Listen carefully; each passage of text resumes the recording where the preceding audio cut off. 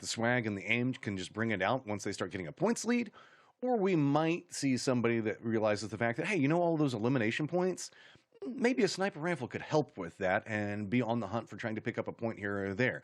We'll have to see as it progresses, but we know what the usual suspects are that are going to be coming through this one, as well as this just being... you were talking about the controller difference coming into this and how you've been trying to adapt into it. Like, what are the major differences that we should be seeing in some of the playstyles coming up from these legends? Well, for Vantage, she's a long-range sniper, and she does have mobility, so she can get in and out quite easily, but her ultimate does rely on that long range. So instead of picking up a sniper on her, since you already have one once you get your ultimate, you could go for SMG and shotgun, which I believe a lot of controller players do, like playing SMGs or ARs over. See, last time we had a lot of charge rifles and long-range weapons, but in Kings Canyon, in this meta, I think we're going to see a lot of short-range fights.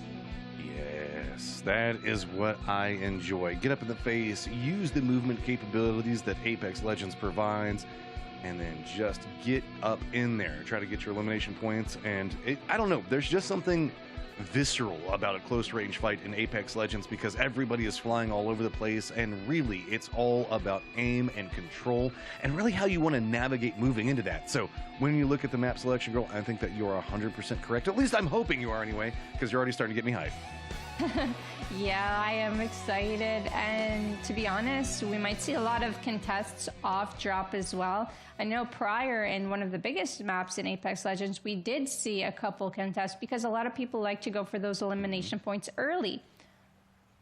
I'm actually really surprised by the amount of cryptos on this map that I'm seeing.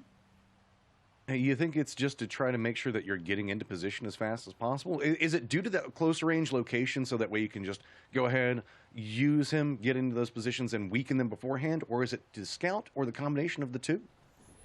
Well, it looks like they want to use Crypto aggressively on one team because they paired Crypto with Octane and Wraith. And on another team, it looks like they're going to use Crypto more for scouting, like you said, and getting a position early. So we might see a little mix in play styles within the Crypto scene. But Crypto can be used in so many ways, and that's the great thing about him. He can scout, he can make sure you get a safe space, or he can just open up a fight by doing 150 damage by hitting his ultimate. And you know, clearing the space. And also, if you didn't know this about Crypto, you can use his drone to look at a nearby banner to see how many teams are in the vicinity. So you know you're going to get that, you know, 3v3 clean fight, or, you know, there's, you know, 4 teams in the vicinity. Okay, maybe we shouldn't fight. So that's a really good thing about him. Well, it looks like we are already in the thick of it. Could be trying to get away, but on the process, still even trying to pick up some repositions as well as some meds to prep for the next section of it. When teammates already down, and it looks like that's just going to be trying to get out of the fight, already realizing the fact that they are outgunned. Yeah, it's definitely hard to take that 50-50 on map room. Done it a couple times before. It looks like they're not even going to be able to recover banner. Not sure what happened there. So they're going to be running away. See Taylor and Repulsor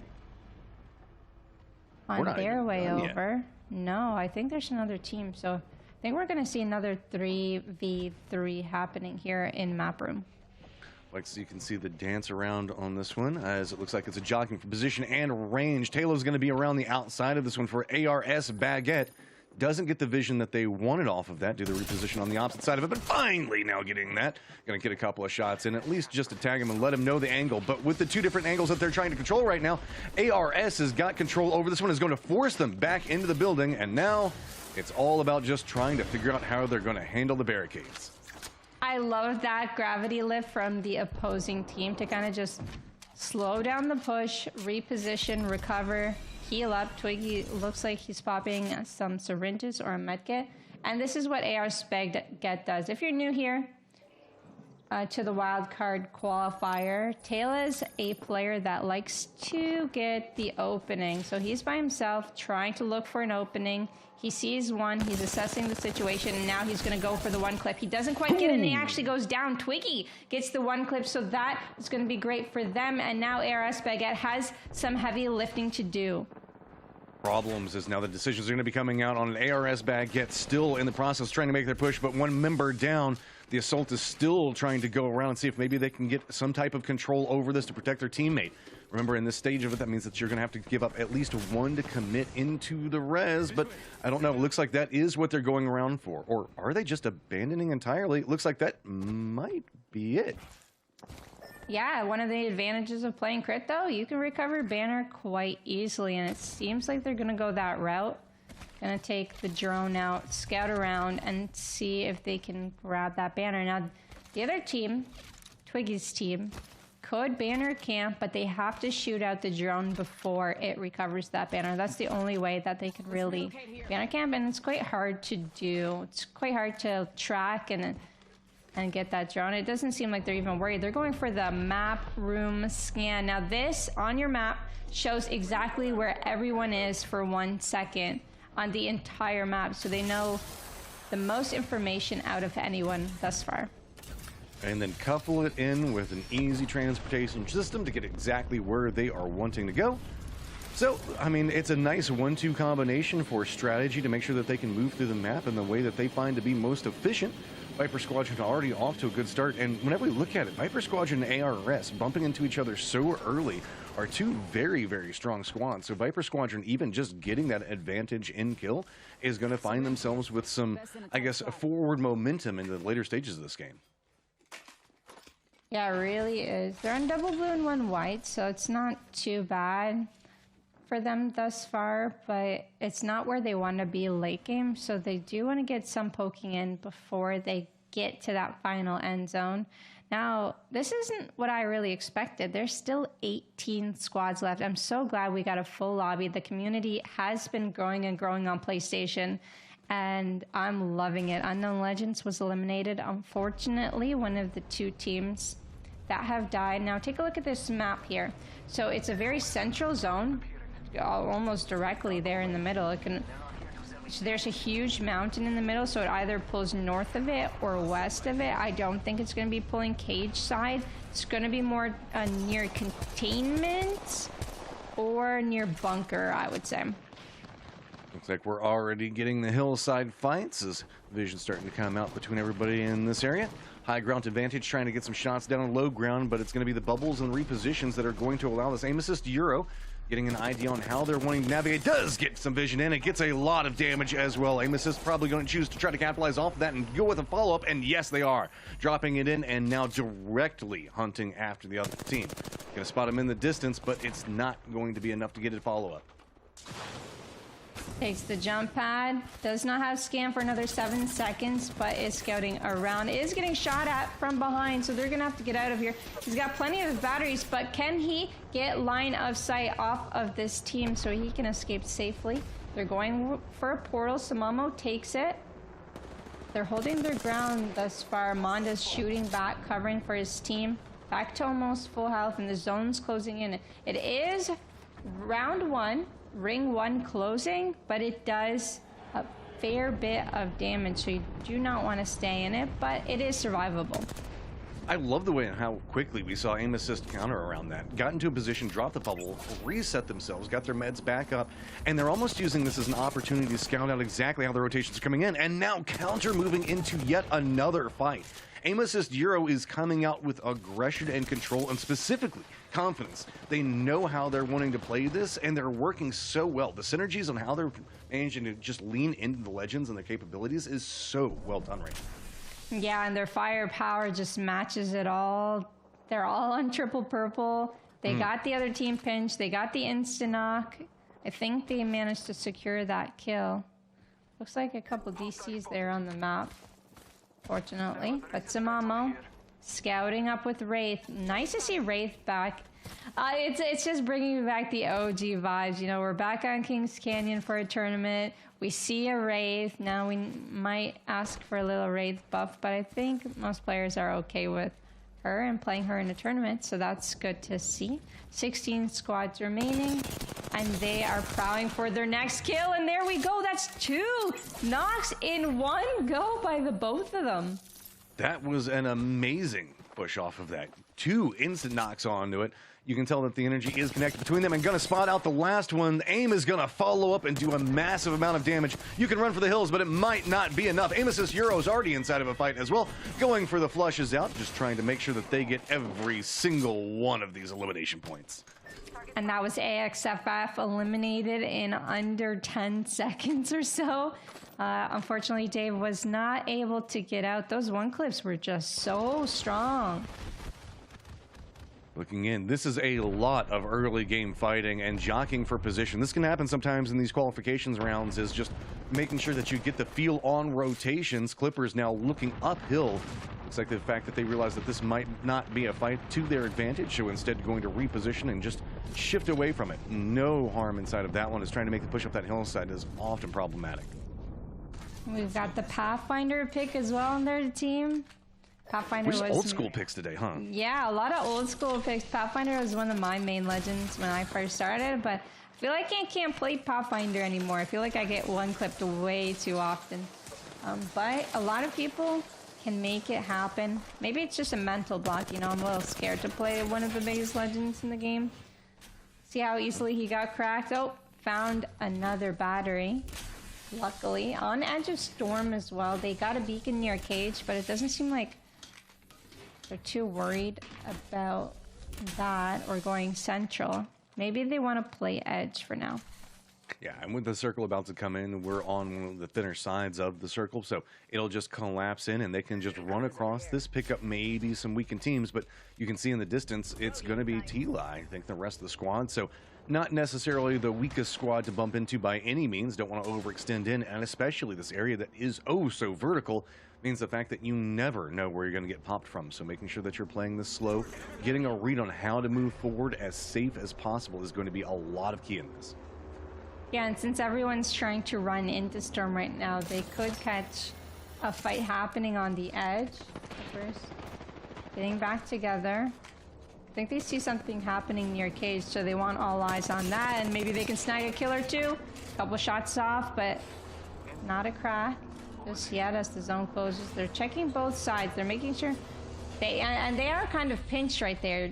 They have a Valkyrie to get out if they need to. And here they're about to find out that they do need to. They've got a long way to go. It's going to be near bunker side, as I said, on the west, kind of no-name area, north of Market.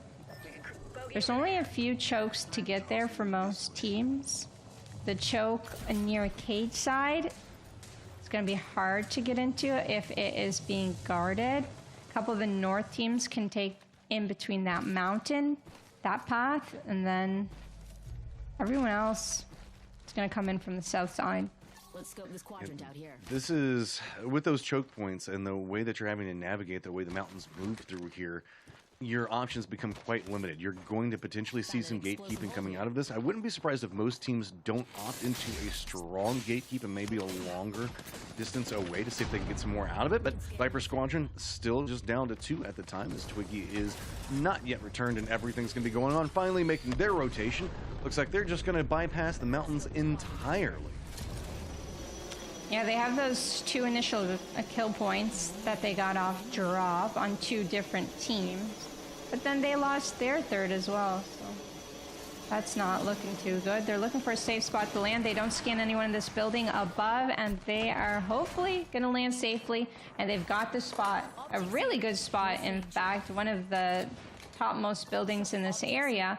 Now, if anyone's coming from the choke in between the mountain, they're the team that they're going to push, 100%.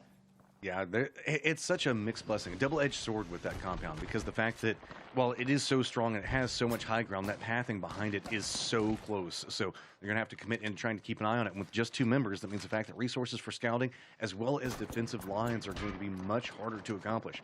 Though, do note a lot of these teams are coming in quite weekend all considered. We have, what, 12 squads alive, 31 inside of that, so that means the fact that a lot of these teams are coming in pretty damaged. Yeah, that's very true. And something to note on this map as well is the houses are also damaged. Do you see all of the cracks in the in the roofs and all of the windows? So if a team does push them, they're going to be able to find angles inside. So once you're holding a building, you got to be aware of all of the weaknesses in the buildings in Kings Canyon, because Kings Canyon, it's probably one of the worst maps for holding a building. You can't just sit inside, pop some Watson fences. You just can't. You got to be aware of every single hole in that building, because teams will take advantage of that. And normally it's good to play bottom floor in those type of buildings, but these buildings here only have one floor, and it already looks like they're getting aggressed upon. Dominus is down. Go.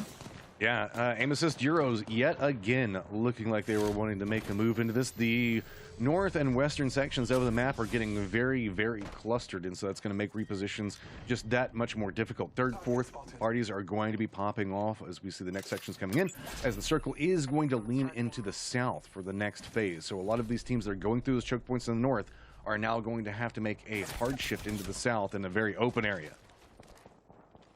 Still have 12 squads remaining. Take a look at the map. We've got quite a few teams on the south side, and that whole area above them is a mountain. So they either have to fly above it or all go through the same choke around the right and to the left. And that's just going to be really tough for whoever has to do that. ARS Baguette, one of those teams, doing a massive amount of damage with the car. I love the car SMG on controller, but I don't know if it's going to be enough. He outputted so much damage, but he has to aggress upon that. He's got 2 of them to 10 HP. I think this is the last one, and he does it. He clutches it out. They got Taylor back. They got a recovery. They make top 10, and they got their first 3 kills. Man, that was a confidence play, realizing the fact of exactly what was going on. No fear, no reposition. Make sure to get your teammates back up, and specifically in the fights that are going to be coming, that is going to be absolutely massive. We do see that KZ has control over this zone, so as now looking around, you can see what they're starting to see and how many teams are trying to move in. That river is going to be the dividing line, or the line of demarcation for where a lot of the violence is going to come from. You have ROM plays that's going to be to the west of them, and that's going to be 2 different teams that are going to be able to hold the line against near on everybody coming from the north. I love the Venom names. I feel like it would confuse a lot of people in the kill feed. Look at that. I just like how they're all matching a little bit. Playing Gibby, going into the zone. They've got the highest point of entry into this choke, so they could actually play bridge if they wanted to, but they got to make sure no one's on that other side of this bridge. So they're going to walk in slowly. They have a team across them. ARS Baguette on the low ground in one of the worst positions, I would say. Now it looks like they're trying to move in underneath this team, but I don't know if they're going to be able to move outside of that. So they're going to go for the skyward dive. Are they going to get beamed out of the air? It's going to be hard to say. I think they make it out safely. I think the Bangalore dropped smoke right on top of them before they committed into the reposition, so they didn't see the fact that this was about to go down. Now, they did manage to make it inside the zone, but you can see peppering shots are going to be connecting. Already pretty low on life, so Taylor does manage to make it into position. But it's going to be very contested. ARS Baguettes, while they did a great job a second ago, now finds themselves very on the receiving end. We Don't Play just comes in with full-on authority and should be able to get their res as well. I love that authority from them. They noticed that the team coming in was low, and they weren't going to give them a second to breathe underneath them. They were like, if you're not going to pay rent, you're going to get out of here. And that's what they did.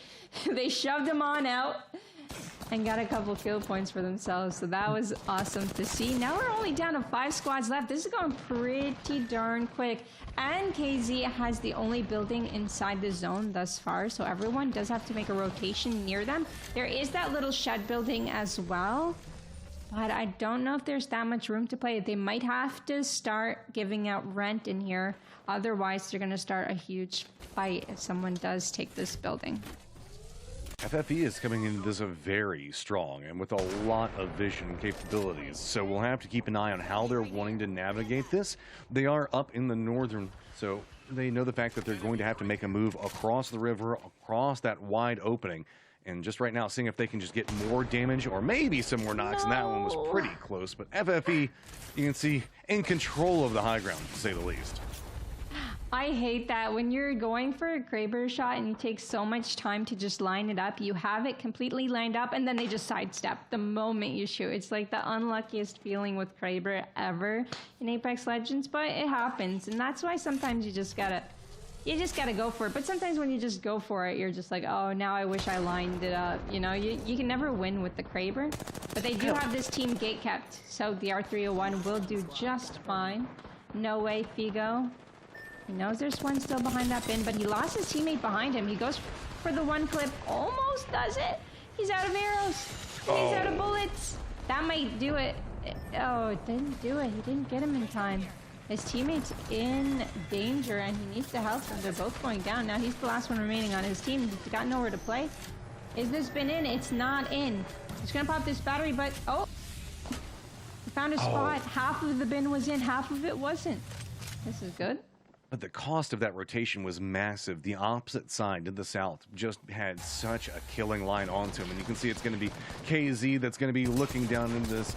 K-Don's now just harassing anything that moves. They've done such a great job of defending this up for so long right now. So having to keep an eye on it. There is still the main problem that's going to be across from them. And then it's just going to be No Way Figo still alive and just clinging, trying to use... I think that with the, like... cover and the way that bin and the way it opens up is still going to provide overhead cover for him. Yeah, great cover, but in 20 seconds, Figo has nowhere to go. So unless these two teams fight before he has to rotate, it's not looking very good because every team is lined up for a shot. Does he give the kill points to We Don't Play or does he give it to the other team? That's pretty much where we're at right now. I mean, there's a world where he just might opt into giving it to the zone because there is... both sides beat it down on him. It looks like he's just going to try to make the move, and he's going to go down. In the end, it was going to be Dark that picks it up. Now, K-Donix still looking in on the opposite side of this, does have a good position for center circle control. Looking on the opposite side of it, see how the move's coming in, but I like this play low, and it doesn't look like KZ had any idea that this was coming. Jump pad's going to be coming out. Tons of utility now being tossed into this. Is it going to be enough to at least get the knocks that they were looking for? No, instead, We Don't Play has one of theirs go down, and now it's a dance around this low ground position. Just think if they can connect enough damage of it, but it's going to be another one that's down. K-Don still sitting on 2 up and full control of this in-game circle. It's a 1v2, but that doesn't mean it's impossible. They do have double reds. It looks like it's going in their favor. Kato Z, they had the building. Now they're going for the last and final kill. Are they going to be able to catch him, or is he going to escape? He's got nowhere to go, and he does get eliminated. Kato Z, the first team winning the first game in the Wild Cards qualifier. Picking it up. That's an old... We're talking about going back to Kings Canyon. That's the way Kings Canyon always felt. The verticality, the necessary requirements for just trying to navigate a circle that ends up so compacted due to the choke points is it's its own beast. And I mean, I don't even know how many times I have that same feeling as what we just saw in that last game of just getting the compound, getting control, and just enforcing it on the rest of the lobby. And it all started early, you know. They got that building early. They held it. It was solid, and they got to kill everyone around them. No one ever ended up flying on top of them. Besides that last team, they tried using the gravity lift. It was really close. They lost one, but they weren't able to really do anything else. They had to get the knock when they got the crack. Otherwise, it was that 2v1 situation, and it was just too tough. Yeah, I mean, I love just trying to navigate the aggression that this map creates. You can see that we got early drops and just a mix up in it. That's going to be part of dealing with in a qualification stage, is going to be vying for those strong positions early, and that was exactly the theme of the early game. Amos is Euro, they were stomping earlier. I don't remember what placement they got, but they definitely got some kills, and they were beaming. Definitely ruined some teams' days here with these shots. They were amazing, incredible. They both one-clipped someone on the roof at the same time, and Dave was not able to get away. Clippers here. Good shots from far, and then ARS Baguette. This is Taylor. He got recovered, and then he goes for this clutch. Take a look at that. He puts one down. He cracks one, and look, 64 damage from this angle. That is insane. That's just such a sneaky play to use the terrain of that drop down to provide a cover as well as a sight line back into a strong angle of defense. It was just so like technical coming out from this. Like, see, he steps away and then gets the damage in to make it to where follow up. That one move turned the capabilities of the fight, and then it just became a chase after that. Yeah, honestly, really hard to think on the spot when you're doing something like that. And this is what I was talking about. Take a look at all the holes in this map. That is exactly what I was trying to say earlier.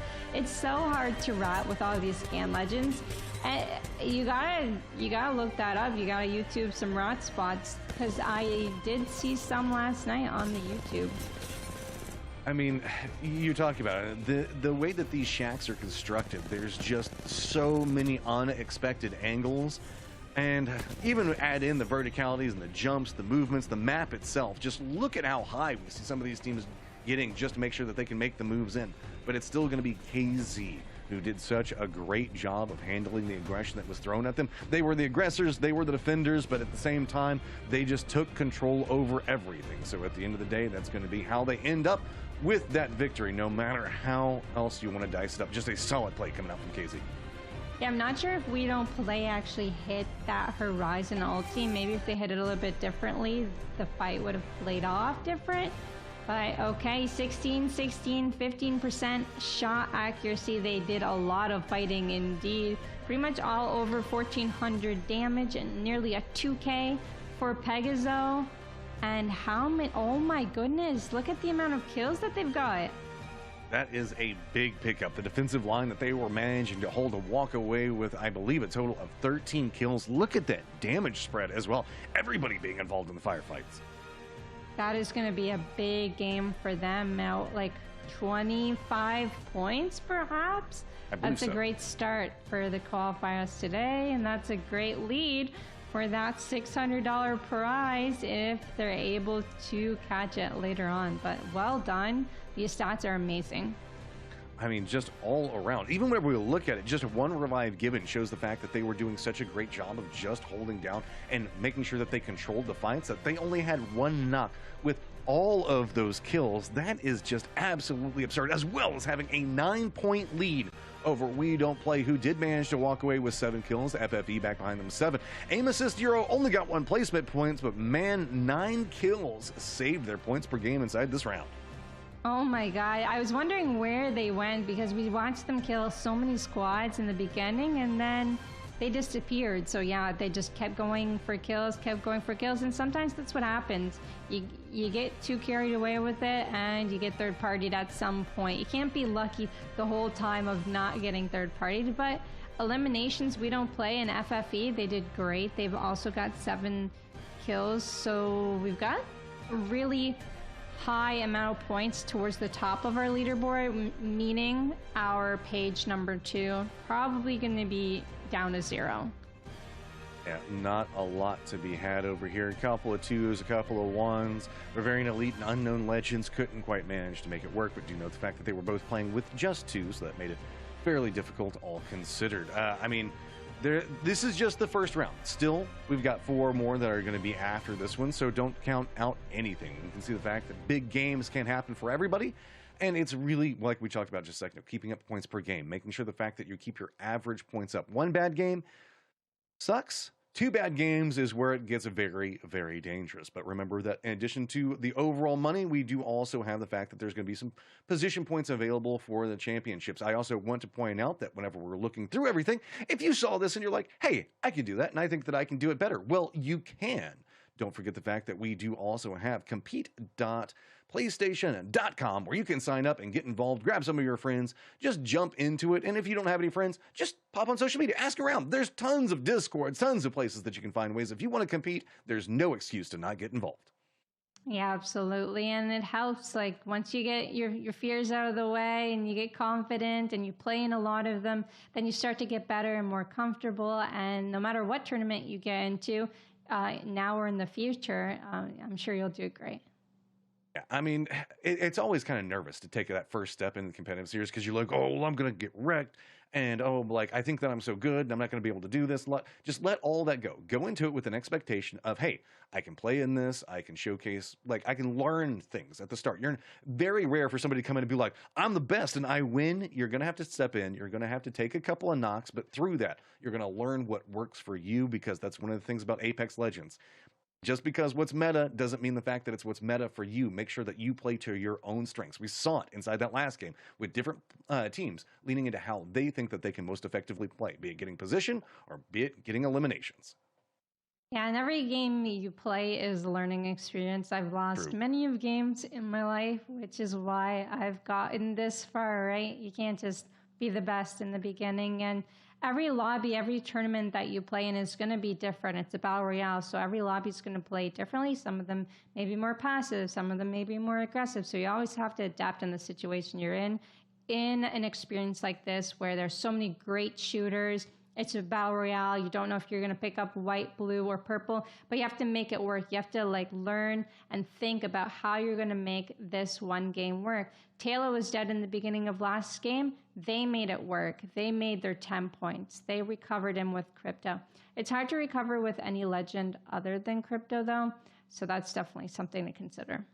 Yeah, win the fight or maybe try to sneak your way through. But as you said, there's not necessarily the easiest rat rotations coming out from this. So even just trying to sneak up next to a building where a teammate could have gotten down, suddenly you're getting shot through the floorboards, and that's going to be two things that now need to be rescued instead of just the one. We are going to be moving into our next game in just a few minutes. We're not even going to be taking a break. We're just trying to line up the action as quick as possible. So we're just trying to move into it. So we didn't see any advantages, really. We just saw a lot of crypto lean in, and that's no surprise. I mean, first game, making sure that you can get the information, play it safer, and really, again, lean into the unknown factors that can happen. While we do see some repeat names that are coming into this, there is still a feel that has to come out in those first couple of games. So no surprise in that. Are you seeing any things that you're wanting to keep an eye out moving into game number 2, girl?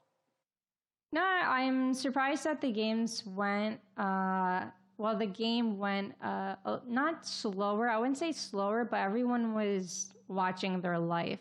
Normally we see a lot of 50-50s off drop, and we see a few teams die out early. This time we didn't. We saw the fighting more so happen later, or the 50-50s that did happen, they're like, okay, you're dead, let's get out of here, and continue as a duo. So I was really impressed to see so many teams survive for so long, but once the zone gets smaller and smaller, obviously not everyone can fit in such a small space, so you do have to go for the fighting, but that was great. So now the people that have chosen aggressive legends, they're going to have to think, okay, do I need a more defensive legend since I'm not really able to take a fight on Kings Canyon because so many teams are around? You got to think about that, or you go all in. Yeah, that's kind of the only two ways to do it whenever you look at this map, right? The choke points make it to where either you have to be able to defend yourself as you're trying to traverse through them, or you're just going to try to bully your way through it and fight tooth and nail for every inch that you can manage to make it through those choke points. You can bypass them in some ways, but even if you do manage to get past one of them, that's the nature of the beast with this map. There's probably going to be another one after that, or that rotation capability that you just used, whether it be, I don't know, portals or just flying across the map. Suddenly you might need to get those just to get across the other side of the canyon itself, because that's going to be its own hurdle. There are so many things to look at in this map. It is just so fun to watch teams and how they navigate it. Yeah, in the current rank system right now, there's no cap on kills. So in ranked right now, a lot of people have been fighting a lot more than we've seen in this tournament, just because they fight off drop. If they lose, they just go next, and it's quick. And if they do get that one big game, they get like plus 400. Well, here, they don't have that opportunity. There's only these 5 games to play, so you have to make the most out of what you can. So we're not seeing that exact fight mentality that you see in ranked gameplay. So in ranked, people will play it like Octane Pathfinder, as we've seen in this tournament, and it would be easier just because so many less teams will be there by zone 2. But right now, everyone's playing their life. So think about it. If everyone's playing their life, how are you going to get a fight in? It's going to be hard. They're either going to run away, or you're going to get third-partied instantly. So what are you going to do? Change up your comp? Potentially. There's a lot to look at in that first game. We just saw the fact that won some early game fights, but you were saying about the fact that discretion, the better part of valor inside those rounds that we looked at. Once they lost one, stepped away and said, okay, let's reset, let's prep for the next fight because we did not win that. So a lot of safety be coming into this one. But there was also a lot of firefighting across the board through it. Sometimes just as the zone was just forcing fights along the edge, these edge teams were finding the ways and the capabilities to feast off of it as they were just... I don't know. Again, the choke points create its own different kill boxes that you just have to navigate. And I felt like that was a big factor for a lot of those early game fights that we were seeing in that last game. Yeah, exactly. Now we're going down to game 2. So we'll see what happens. I think it'll be more along the lines of game number 1. It's going to be very similar. And then once we go near the end, maybe more fighting will happen because teams will find themselves near the bottom. Now, keep in mind, top 10, remember, top 10 get a spot in our seasonal final, so that's where you really want to make it to. If you're there at 20th place, maybe you can get one win and a few kills just to secure that. But it's never too late to get up onto the top 3 because we're only on our second game. Yeah, I mean, yes, okay, we did have somebody that walked away with 25 points, and that is massive. But that does mean the fact that a lot of the points were sponged up. We talked about the fact that one team had 9 kills, several of the teams that made it in later games. Means the fact that they ate up a lot of those elimination points, meaning the fact that there is a path for teams that are trying to cross into that top 10. And sometimes just trying to hit top 10 is a goal in and of itself. It's a climb, it's a ladder. It's not usually a directed jump into those top 4 spots. I noticed that Team Omega went from Wraith, Octane, Crypto to Wraith, Octane, Revenant. Now that's a team that I definitely want to keep my eye on, see how well they do this game, because I actually used to main Revenant in one of the prior splits. I'm going to get so much hate for saying that because nobody likes a Revenant main. But I mained Revenant back in the day in one of the King's Canyon, and I find it so fun. I know it's not fun to play against, but playing with the Revenant Octane, now I haven't played Revenant since the nerf, but before that, incredibly fun.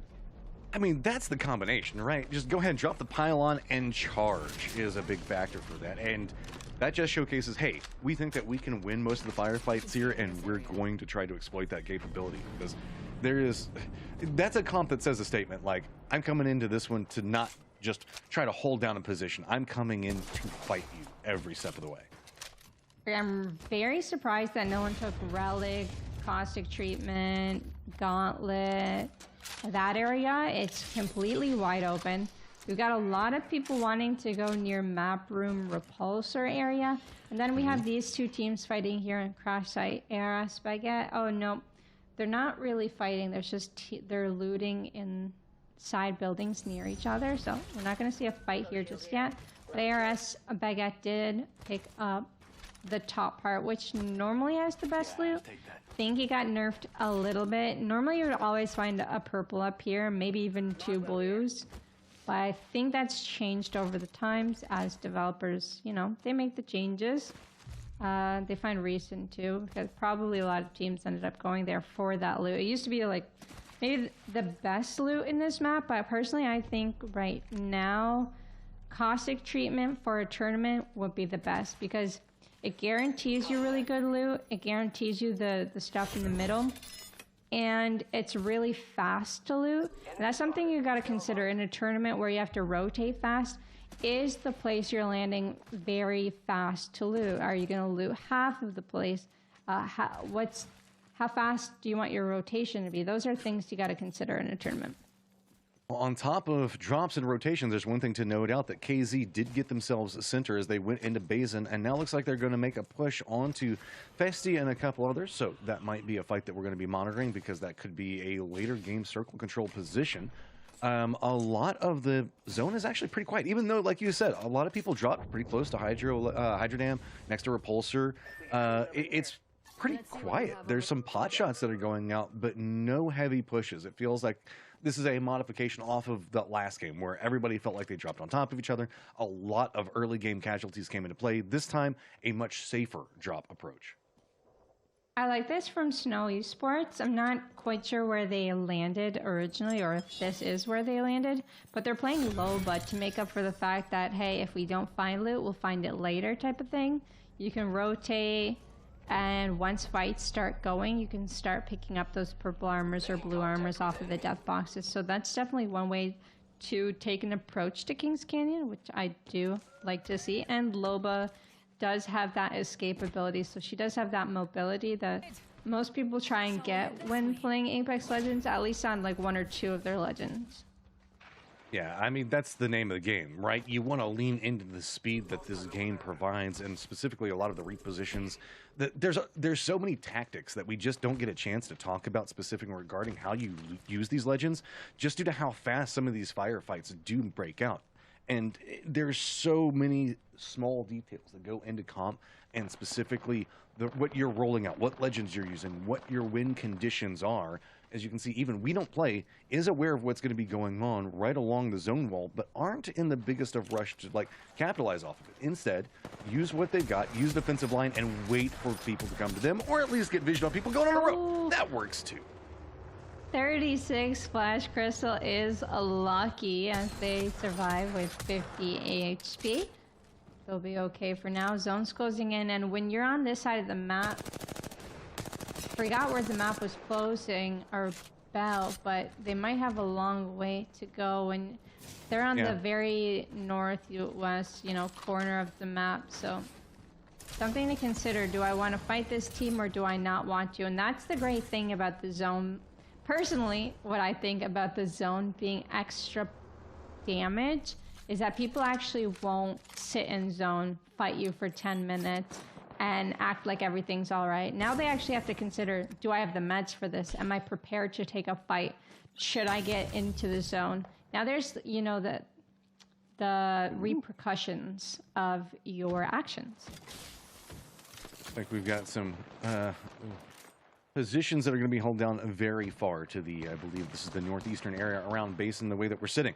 So we did see some teams step away and look around to see what was going on. We talked about KZ did drop here and then move to the south. They're caught up with about 4 teams right now. But AXFF did move into this position right now and are doing a good job on just trying to harass. They're going to be right on the edge of this zone, and there are some terrain pieces that they're trying to play from right now, but really it's just about the harassment. Waiting for that charge rifle to connect. It keeps getting close. This is the team last game where we watched 2 of them insta-drop. This is that team, and Dave tried to escape but wasn't able to. So that's something that's definitely on the back of their minds is, hey, do not stand still for a long time, and make sure if you take a bit of damage, don't ego challenge them, because these players in this lobby are really good mechanically, and it's not something you just want to take to the face. You gotta make sure you're always healing, always staying at top health. Otherwise, you could potentially get one clip, even from a mile away. You got to throw out that respect. You never know where the next team's going to be coming from. Even if you think that you can beat the team that you're fighting right now, there's always that third party that could be coming. You can see that we're still watching the Char and Travel get in some damages. There's not too much action. I think that there's the potential of maybe seeing some rats bump into each other, but that's about it. No big fast pushes coming in right now, as it's really just kind of jockeying for some position and vision. Feels like that's what so many teams are fighting for right now.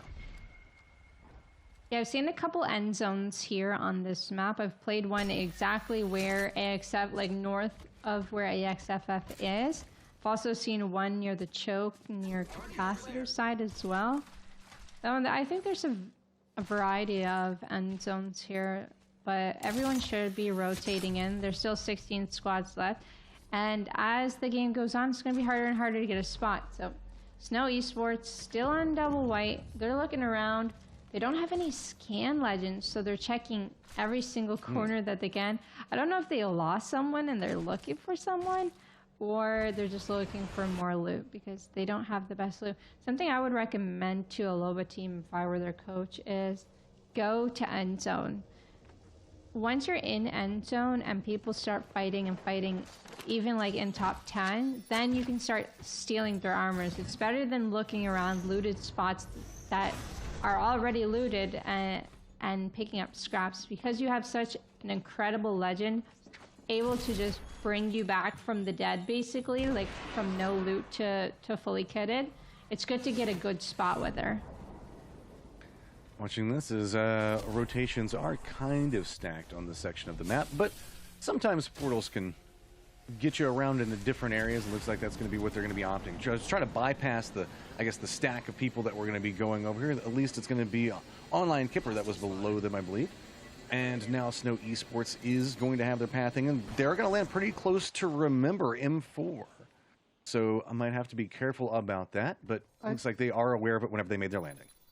Yeah, they're actually going aggressive on the one legend that they saw split away from their team. Psycho made the grapple forward. Loba used her bracelet to go forward. Psycho's gonna zipline up to see if he could get an angle or some vision. I think he spotted one there to the left.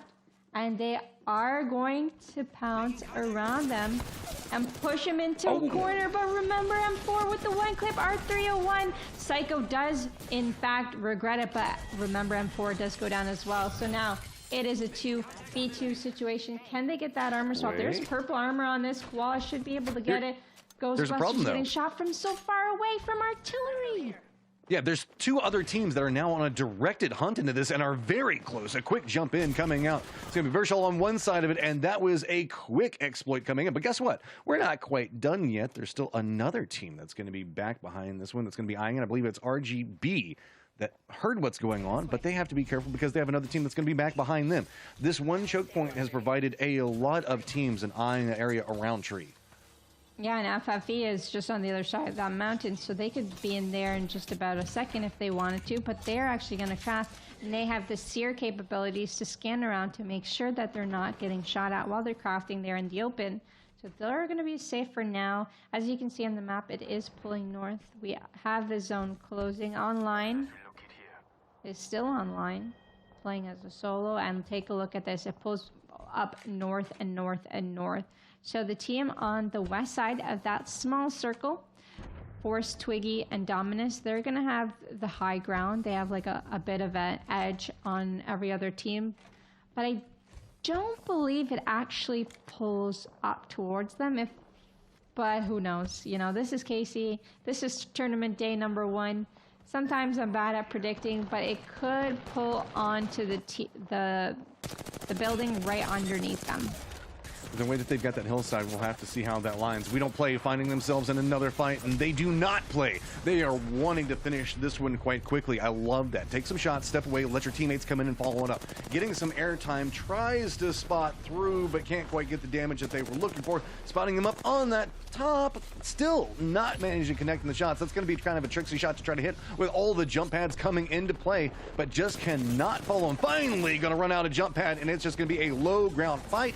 We did have the Mets come back in, and now FFE finds themselves just entirely outmanned and outgunned off of that. Just that damage they got at the start was not going to be enough. Hey, how about no more dying today? I love how the Horizon on the other team was trying to survive and survive and survive for so long up onto the mountain, but was unable to, fell down into her death, and ended up dying in 14th place. So not the amount of placement points you really want, and you got to really consider now, do we start rotating faster? Can we start rotating faster? This Wraith, I believe, is solo, just trying to get a spot on the side of the zone, and is eliminated. That's Online. Nipper there, eliminated on Omega. They were actually playing the Revenant, so now we know Revenant team got 13th place. Everyone in chat might be screaming karma, but they tried their best, and that's what matters at the end of the day. We'll see what happens in the next game, but game number 2 is still underway. Samamo taking down Limitless. Brotherhood was eliminated as well, I believe. That was by Samamo and Carlotes and Eras Baguette. They're not in a bad spot, and they could fly in late. They're a very exceptional team, so I'm not too worried for them. Yeah, there's nobody around here. They were doing a good job on gatekeeping out. This is a choke point where several choke points combine, so they were just trying to capitalize off of that. Meanwhile, here come our tail end rotators. We can see that this is where all the action is really brewing. This is going to be that northeastern area that we were looking at beforehand, with multiple teams all up on top of each other and more information starting to get found out. Outlier teams that are playing on the edge, really not bumping into too much. We've got KZ that's going to be over there. We were just talking about just a second ago. And it's really just going to be trying to navigate. Do remember the fact that we have that cliff facing that's going to be the north and does curve back over to the north, but that does mean the fact that it's going to make those gatekeeping walls on the outside even more vital. There you go. We do have the circle pops, and just like you were talking about, shift. It shifted underneath them. Yeah, I don't know if I've seen this. I think actually I have seen one zone a very long time ago end up there, but I'm not sure if they're still going to do that. As this team would have a great advantage over all other teams if it actually did end up here, because they'd all have to either climb up or fly on them. And if they fly on them, it takes a second or two to pull out your guns, so it's just like free kills.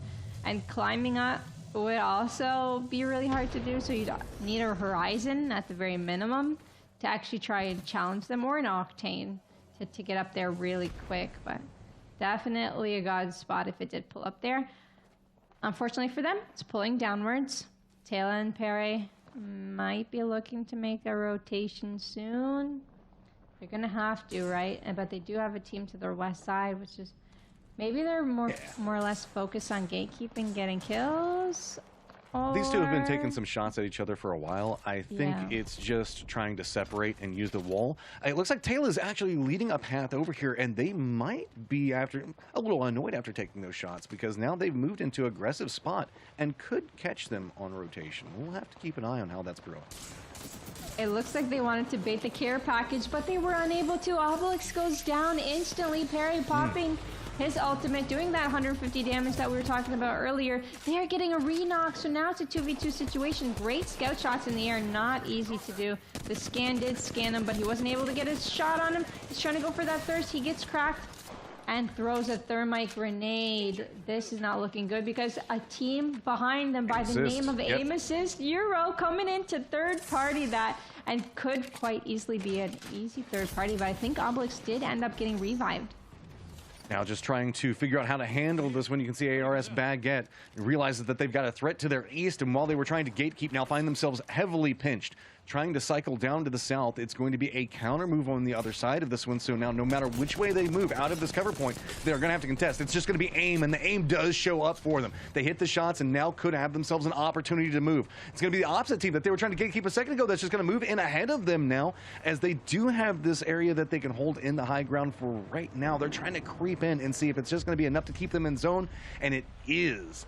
Now they just have to figure out how to move into the next one, because it's just going to be stacked full of people. 27 still alive. This is the complete opposite of my rankings, and I love it. I love seeing so many teams here alive in the end. I didn't know that Kings Canyon even allowed for this many teams to have room to be playing in a zone like this, but it does. ARS Baguette, they don't have the complete high ground, but they do have some cover to play. Taylor takes a little bit of zone damage, so has to pop the syringe, but they don't have too far to go. If they could slide down under and fight, they could find a position in the zone. Maybe they have a spot here on the high ground. It's hard to say from this angle. With Dominus and Forsey back behind them trying to force something, no pun intended, they have to be very careful on how they're holding this. Twiggy has also got a position that has an angle in, so these high ground areas are hazardous while this mountain still stays in play. Aim Assist Euro going for the opposite side and just going to be playing entirely underneath of a compound to try to break the sight lines from everybody that is going to be in those high positions. We still have 1, 2, 3, 4, I believe 4, at least maybe 5 teams that are trying to sneak their way into this one, and options are getting more limited. But due to the verticality, due to the way that this is pathing in, there are some areas that you can make an assault into, and you were talking about beforehand, there's a lot of these teams that are creeping in here and now suddenly found themselves with some roommates that they were not going to be expecting. Well, they're definitely taking the garage, or the outside of this building anyhow. Nice shots coming in with the charge rifle. He hits 63 on flash, but unable to snag a kill just yet. Now it looks like they're all focused on the right side, so if a team does come on their left, they could be in trouble. Samamo taking one down with the scout. Very good shots. Koopy, they got the high end of this building. They're in. Nobody is trying to push this building. Fortunately for Slander, Slander gets some free shots away, but they do realize and recognize there is a team underneath them.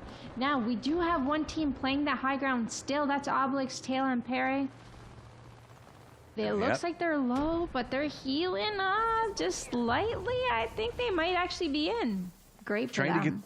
Trying to get the separation out in the south means the fact that the north is getting more clustered. The firefights are going to be where so much of what's going to be happening at. You hear those shots. That's where it is all going on. Trying to make sure that they can navigate around this. You can see smokes are out to make it more complicated for movement, but it's just slowing down a lot of what's going to be going on. The north has a similar situation of what we're going to be talking about right now, but it's going to be Omelix. It's going to be Pear. Everybody else, they did manage to survive for long enough in that high ground that it has become the advantaged angle to hold. They managed to keep their position while that high ground was being fought off from a higher ground back behind it. So now they have a lot of control, and they don't have to deal with sharing positions that all these other teams are. And look, they're just bouncing between firefight into firefight, waiting for the next circle and how it's going to be playing out. I believe ARS Baguette actually killed Viper Squadron. They were the team on the ultimate high ground there for a very long time. And I believe ARS Baguette took them out so that they could take the high ground for themselves. So it's a great fight. Love to see that in the highlights later on. But here, 7 squads remaining, 20 players alive, meaning only 1 duo. So we've got a lot of full teams, a lot of great action to unfold. Amos is Euro. They do have a team above them. How are they going to play this one out? Oh, they're trying to make the move forward, but you can see it's going to be rockets landing right on top of them. They hit some shots as it's going to be the team that's trying to rotate that was above them actually trying to rotate on top of them. Now making the follow-up, it's just going to have to be firefighting. You can see every single squad deciding the fact that this is the place to be. Everybody's swarming this compound, and while Festi was trying to hold it for so long, suddenly they find themselves with a ton of friends. Aim Assist Euro is going to be on the southeastern side of this, just trying to dodge out everything that is being thrown in. Look at how many people are all stacked in this tiny area. But Taylor and the rest of the team has an outside position onto this, just looking in, watching all the damage. Surprisingly, somehow, everybody is finding a way to survive in this tiny position. And finally, it's going to be ARS Baguette that is trying to unlock this, force the firefights, throwables coming out, and now it is time to go vertical. Everybody is bouncing around, and vision is going to be found quite quickly. Oh no, Samalo going down. Awesome Manda, last one remaining. No, Amos' Euro get eliminated by ARS Baguette. Taylor, the only one remaining on his team. Can he get revives? Will he even try and go for revives? There's still 5 squads remaining. Everyone's still alive in this building. On the other side, Dave dropped on him. Eros also dropped on him. Taylor's in a 1v2 here with Dave. Oh my goodness, he won that 1v2! Oh, now we have the gravity well that's going to be popping in the middle. Verticality still going to continue as it has become a bouncy house of doom. Everybody just trying to get vision, looking down and looking up and just trying to navigate through this with so much damage being exchanged. But we don't play. Feels like they've got control. They land and then they take the game. Oh my goodness, I want to see from their perspective how they were able to survive for so long. This is one of the best buildings to actually have an end zone in because it doesn't have so many cracks that we were talking about earlier. This is one of the most concrete buildings ever, and they just played that exceptionally. What a wonderful end zone to watch and witness. That was so nuts. I mean, okay, that building, yes, it was kind of small, but with all of the nooks and crannies in it and the things that are going around and all the different levels, there were so many teams in an area that should not allow that. And so finally, there was a catalyst that kicked off as the zone was just going to force people to move away, and it was just time to scrap. And scrap everyone had to do. It was absolutely nuts to watch and so fun. Yeah, it was such a solid building with so many levels, right? So it had the top floor that you could play on, and then it had that second floor where there was an outside and an inside to it, so that it could hold 2 teams. Then there was the bottom floor, which also can hold 2 teams, and then there were teams playing outside of it, which is really incredible to watch, and I want to see the highlights so bad. I feel bad for Taylor just trying to get a res and get reset, and suddenly an army comes around that corner and there's nothing to be done. Snow Esports, we were seeing them earlier, it's just trying to navigate the west of the choke points, and then it's kind of the opposite of what we saw last time, right? The choke points in the mid game, this time it was more choke points in the earlier game, and then a very, I guess, vertical choke point heavy in game. This time around, it was pretty open, so everybody just leaned into a compound and building fight. Yep, and that's the perfect place to building fight. On most buildings, you can't really do that. This one, you can, and there's only a few of those on the map, so really nice end zone. Unfortunately, this Wraith trying to sneak her way into the zone gets one clipped or two clipped on her way out. That's Omega. They might have to rethink their strategy. I feel like they wanted to come in here aggressive, but unfortunately we're not able to. To the amount of competition, good competition in this. Everyone's there at the end. Look at how many people are in that building. I really can't believe Taylor. I think Taylor survived 1 second more than Dave and the Eros, granting another placement. We're gonna have to see that on leaderboards later on. And the high ground. There's the ultimate high ground. There's another high ground. There's the inside upstairs. There's the downstairs. It's just crazy. Look at Taylor. Taylor surviving that, and watch this. 2 people following him. He's surviving. He goes for a punch. They get killed by the other team before he dies. I mean, and then look at this. It just goes entirely into gravity, jumping around everywhere. This was just, it went from everybody being compacted to suddenly taking up every bit of space that was around on there. Big game coming up, and look at this. Going to walk away with 11 kills as well as the placement points. Don't forget the fact that this is a squad that also just got second place in the last round. Oh my goodness. They have been incredible. We've seen them a little bit in our last qualifiers. I'm so happy to see them here again today. Big shout out to the broadcast team for catching those highlights. I really wanted to see them, and they were awesome. Taylor just had that back angle, so was able to survive a little longer. Rom 3 kills, Namka 5 kills, and Dark 3 kills. So they got 11 kills. A very big game. Actually could catch them up there in the leaderboards. They should be in top 2, I would say, right now, right?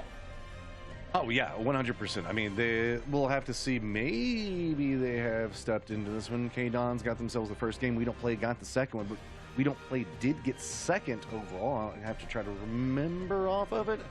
And We Don't Play do take first. The combination behind it, K-Don's, K-Do-Z. I always want to say K-Do's. I don't know why.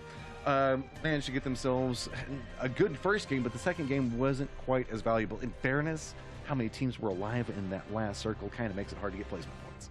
Yeah, really hard to get in there. It is on the corner of the map as well, so depending on where you land, could be hard to get to. There's really only a few ways, and having a Valkyrie does help immensely, but you might not be able to get there first. So now we've seen 2 end zones, one more centered, one near the corner of the map. Aim Assist Euro, though, they're still standing strong in the top 3. ARS Baguette, those 2 ended up fighting it out there at the end. Taylor got a few more placement points. They got 8 placement points, 12 elims, so they definitely do a great job fighting. FFE making it to top 5. Viper Squadron, I want to talk about them. They had the top highest point there, but they ended up losing their fight, unfortunately. So they got a lot of placement points, not a lot of kills, but they're still there in the top 10. Reminder that we have money for the top 4 positions, but in the top 10, you also do get the chance to go on to the stage after this. 10th through 19th place, though, are on the hunt for their own set of goals, just trying to get into that top 10. And yes, just a couple of kills will be capable of doing it. But if you think that you can get some kills and you think the fact that you can handle an end game as crazy as that one, don't forget that you can go to compete.playstation.com, join in on the action, join in on the fun, and just get involved. It's fun to be a part of the community, fun to find out everything that is going to be going on inside this, and just be involved. You love the game, why not play it at the highest level? If you're playing inside of ranked, this is just the next evolution past that one. And I do have to say, everybody, it's been a fun first 2 games, but we got to take a break here in a second. I got to breathe. I got to get some water. Need to go to the restroom. I know you guys do too, but make sure you stay tuned in because these first 2 games have already been phenomenal. Showcase of everything that can be shown on what the PlayStation can do for Apex Legends, and you know it's even going to get better from here. So we are going to take a quick break. Make sure you stay tuned in. See you in a minute.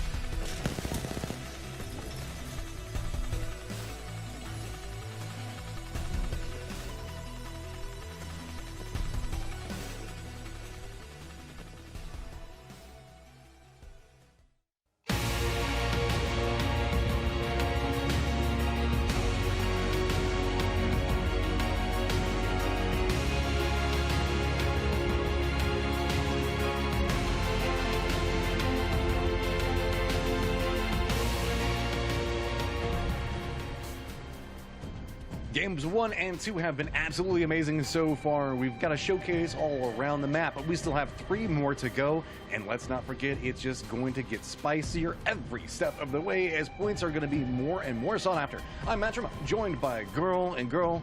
All right, 2 games in. I'm and chill. We only got 5, so that means the fact that we're pretty much halfway through today. As we're going to be moving into this next game, about halfway through the next game is when we're hitting a halfway point.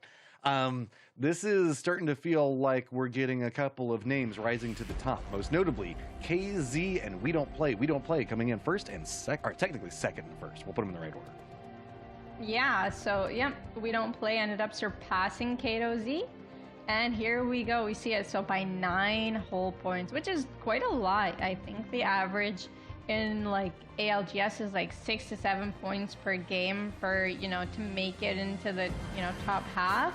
So having a 9-point lead is great. Aim Assist Hero doing great as well as ARS Baguette. A lot of really skilled players here. And unfortunately some teams that aren't able to adapt quite yet. Hey, listen. This is the first Kings Canyon tournament in a very long time. Yeah. So it's going to be hard to adapt and adjust and get a feel for the lobby.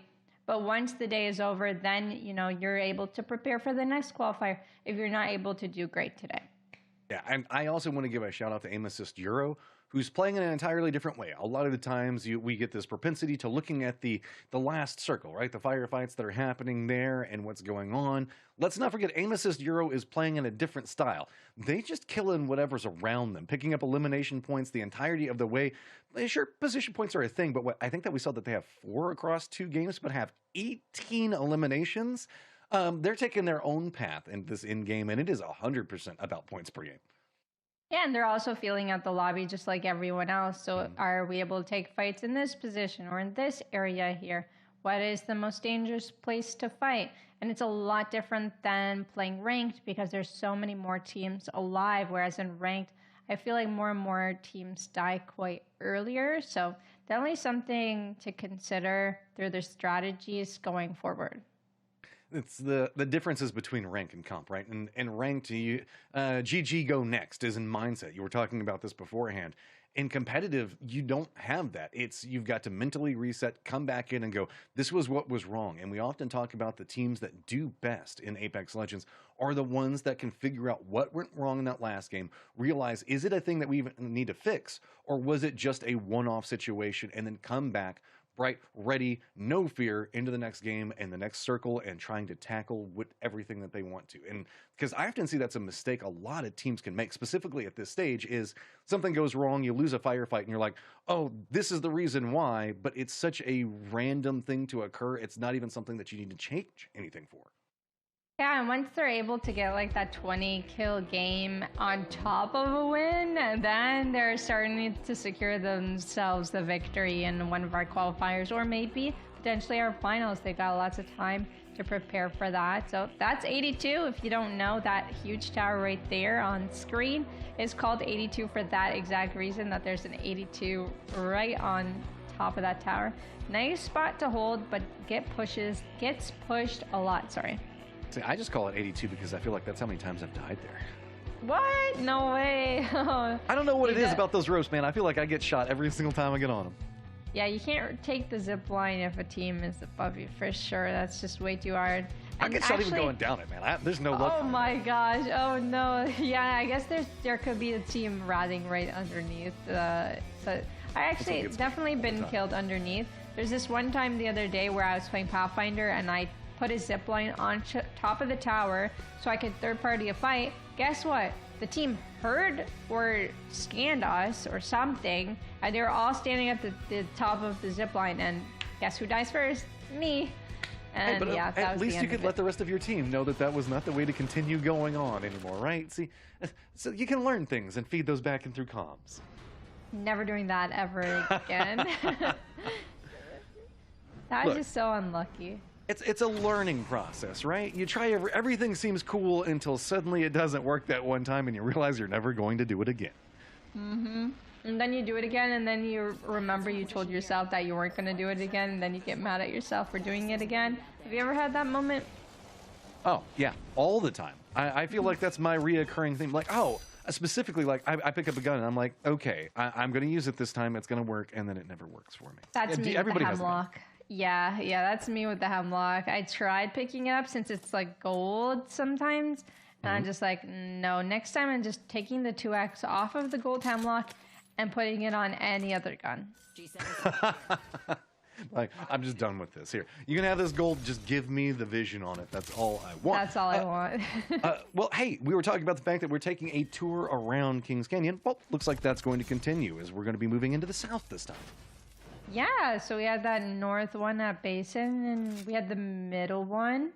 And now we have caustic treatment. Last game, I think no one dropped caustic treatment, so it's really nice to see people starting to go relic, go gauntlet, go caustic. I think someone must have watched the VOD and be like, hey, we need a spot to land.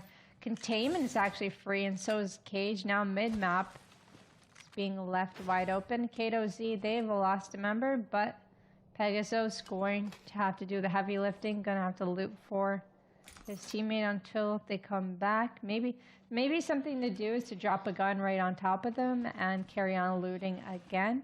Unless there's a team nearby, which there is. Oh, of course. Anytime you come down here, it feels like you're always going to find yourself with some friends nearby. Looking through, the west is going to get pretty feisty depending on how we see rotations come in. Again, with those choke points that are going to be happening to the north, we might see these teams that are playing around Gauntlet maybe make a play around Relic as well, which is just going to make it more and more complicated. KZ doing a good job on getting high ground up on top of this and getting in control in a very early fight. You can see it's just blues, it's just grays, not a lot of armor to be had, and now have to figure out how we're going to do the fights. Oh, okay. Well, we just heard right now that this game is actually going to get quickly restarted in for the folks, I believe. So we're going to see that happen as they go to end this game. So we're not going to end up seeing this 3v2. I think it is a 3v2, by the way. So coming back to our beautiful faces here in a moment. Hey, look, sometimes it happens. We've got to make sure that we're having the highest competitive integrity that we can, and sometimes that requires a reset. And specifically at the earlier stages of the game, that's going to be the best thing about it. And it's not like a mid-game reset where suddenly something's going wrong. We know exactly what's happened to the start, and we want to give everybody a chance. I mean, 5 games. You got to make sure that they're as clean as possible whenever everybody gets a chance. So it's going to take just a few minutes to get everybody back in the lobby. It's not a big deal, everyone. It'll be okay. Especially good in the beginning. Once it gets mid-game, late game, I remember when Apex first came out and I was in a tournament, and it was the first year, right? They didn't even have like the end game button. We won a game, and then I look left to my Twitch chat and I'm just like, that game didn't count? That game didn't count? They didn't have an end match button. They were trying to tell me the game didn't count. I'm in a tournament, so I'm not reading chat. And I'm just like, I was so demoralized. So a little reset in the beginning, that's chill. That will never upset anyone, just to get everyone back in. That's always the thing that does take the longest whenever we're trying to get everybody back in, is the fact that it takes a second. Like, if you're in the zone, you're getting ready, specifically like if you're a KZ in that situation, you're about to take a fight, you're not looking at chat to see if somebody's going to be like, hey guys, we're going to do reset. You're focused in on trying to make sure you get those elimination points that are sitting in front of you that you want so badly. All right, well, just to show everyone the standings if they haven't seen them yet before, we've got a 9-point lead in first place by We Don't Play, so by Mr. Numpka, Ramo, and it's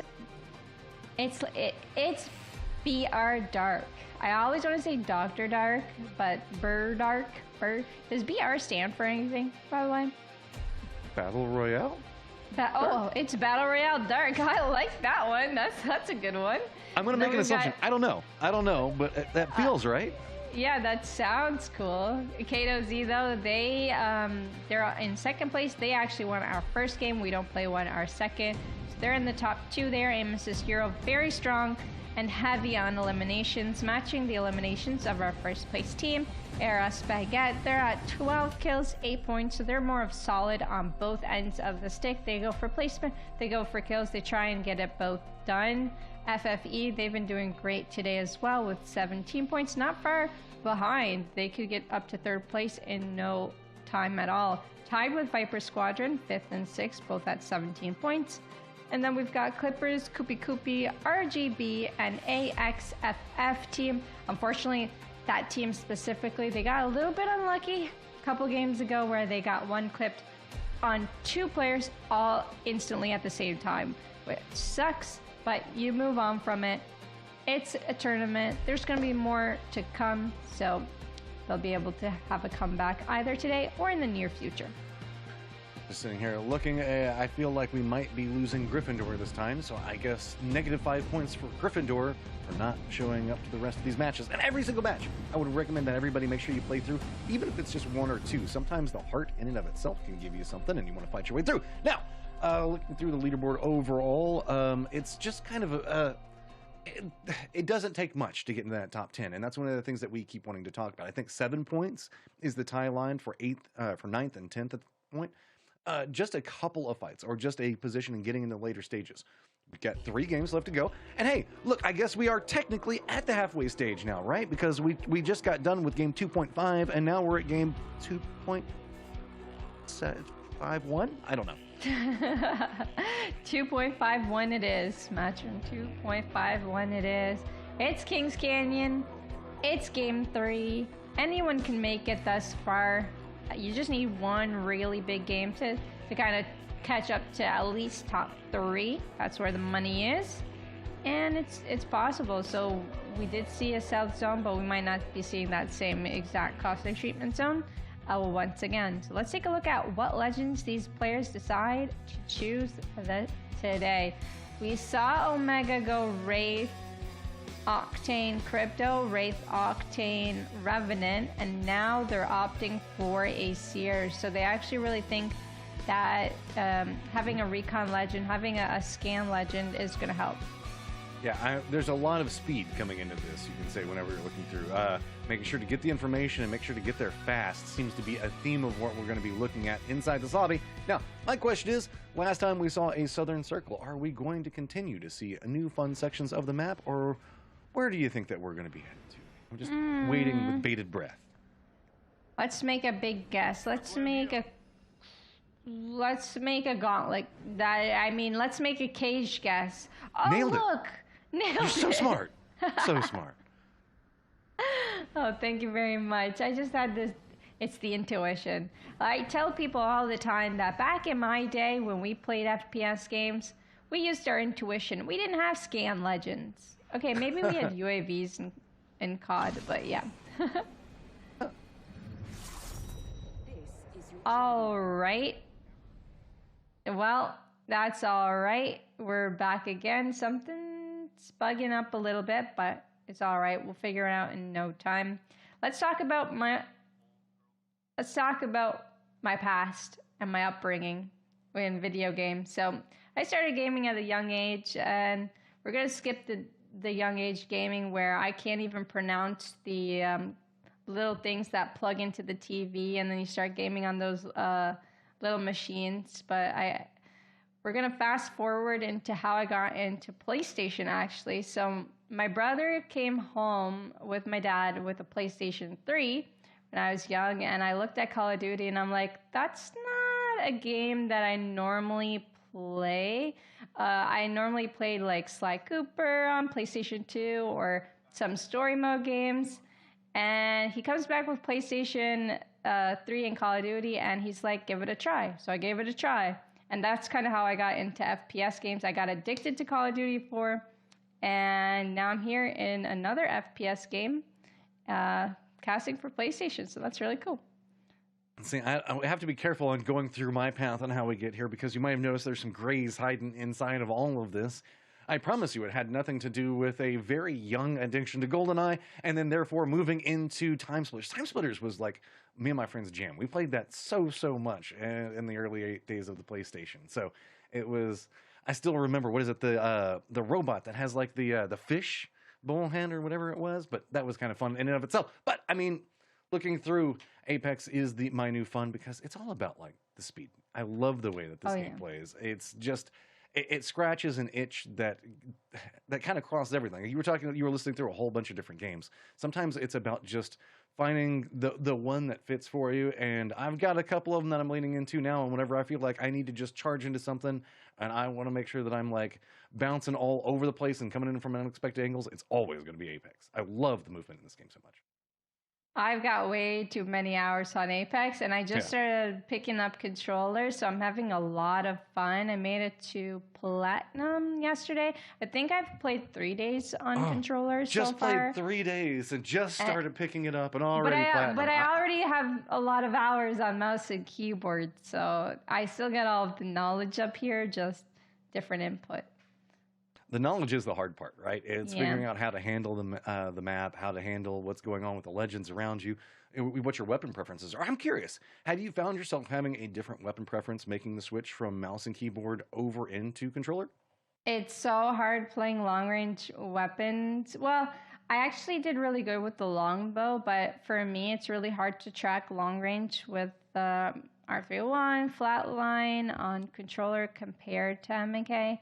But I really enjoy the car SMG, R99, Bolt. I love SMGs on control. I think I pulled off like a 1v3 the other day in a building, similar to the one building where we saw the 10 teams in that one end zone. I think the exact same one, just in a different spot. And that was my teammates like, you got to stick to controller. You're like naturally good at controllers. So I honestly, the hype has been driving me, so happy. So I want to continue. I mean, I'm just a sucker for an SMG in close range fights, in just no matter how you look at it. And so we were talking about this beforehand. We're old school. Like we did make the switch over to PC at a certain point, but we both got our start on controller setups and playing into that. I might have to venture back down that path and start trying to play some more on controller. We'll have to see. None of my friends will, I don't think I have any friends that are going to be playing on controller. So we'll have to try to see if I can convince all of them to make the switch over with me and just see how that goes. I'd be interested to see. In the competitive scene, most teams like to have at least one controller player on their team. Like you've seen TSM pick up a controller player. You've seen NRG pick up a controller player. There's a lot of big orgs that pick up controller players. So it is nice to have that one person that you can rely on to output so much damage. And we see it here in the tournament today, one clip. They're just so talented. And you have to remember, it's hard navigating through this, making sure even in a competitive section, we talk about a lot of, yes, okay, they're using controller, but the reconfigurations that people are doing to controller and how they're trying to handle what's going on, because just changing the sensitivities and the variations in and of itself can suddenly give you so much more, especially if you're going to be trying to compete with people that are using mouse and keyboard. You got to change up a smidgen for your favor. Yep, and it isn't an easy thing to do. Now, I told you I've only been on it for 3 days, but reloading on doors or accidentally reviving your team or accidentally closing the door when you want to reload your gun, it's so incredibly hard. And you got to position yourself well. If you're out of position just for a moment, it's going to be hard to get out in a game like this where the time to kill is just so low when you have 3 people shooting at you. All right, third time's the charm, right? We're sneaking our way in on this one. Look, we're just trying to make sure. We've only got 5 games, and we want to see if we can get a circle in every single section of it. Oh, no. Okay. Something's going on, everybody. So just to let you know, while we are doing our fly through, we are going to take a quick break to try to figure out what the cha is going on and make sure to establish it and figure it out before we move forward. We still do have 3 games left, and I'm sorry for baiting and switching you a couple of times. But again, competitive integrity is important to everybody that's going to be involved in this, even from the players, and you as viewers would want it as well. So I know it's a short delay, but it is not the end of the world. We will be back in just a few minutes. Make sure you stay tuned because, again, it's just going to get better as it goes. So just let the anticipation build. It'll be fine. See you in a minute.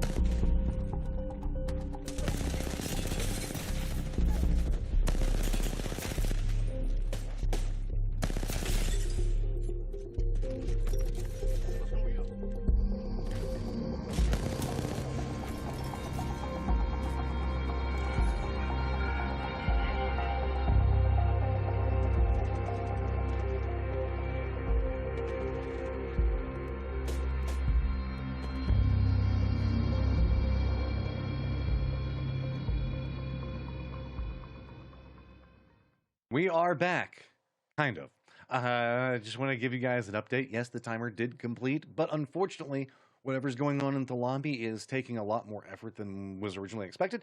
So we've got some people that are working on that, making sure the fact that they can resolve the issues as they are arising. So just taking a second and talking to all the players, making sure everything is fine, but we're still sourcing out some of the problems regarding it. That does mean the fact that we are going to be running to another break.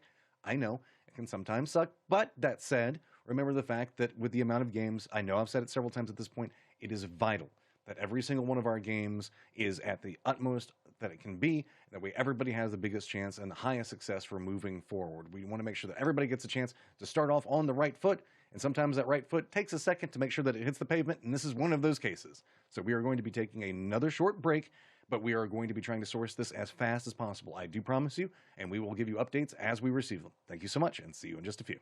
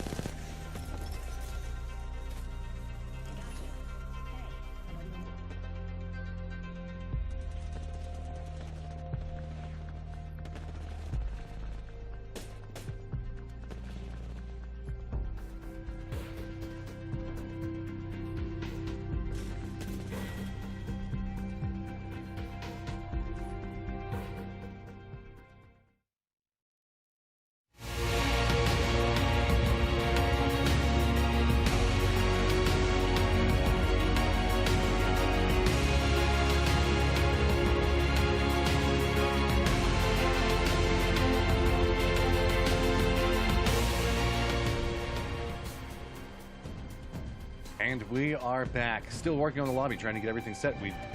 We're feeling good about it, but we're not quite at a stage that we're going to be able to just be jumping directly into games. So make sure that we get that situated and lined up.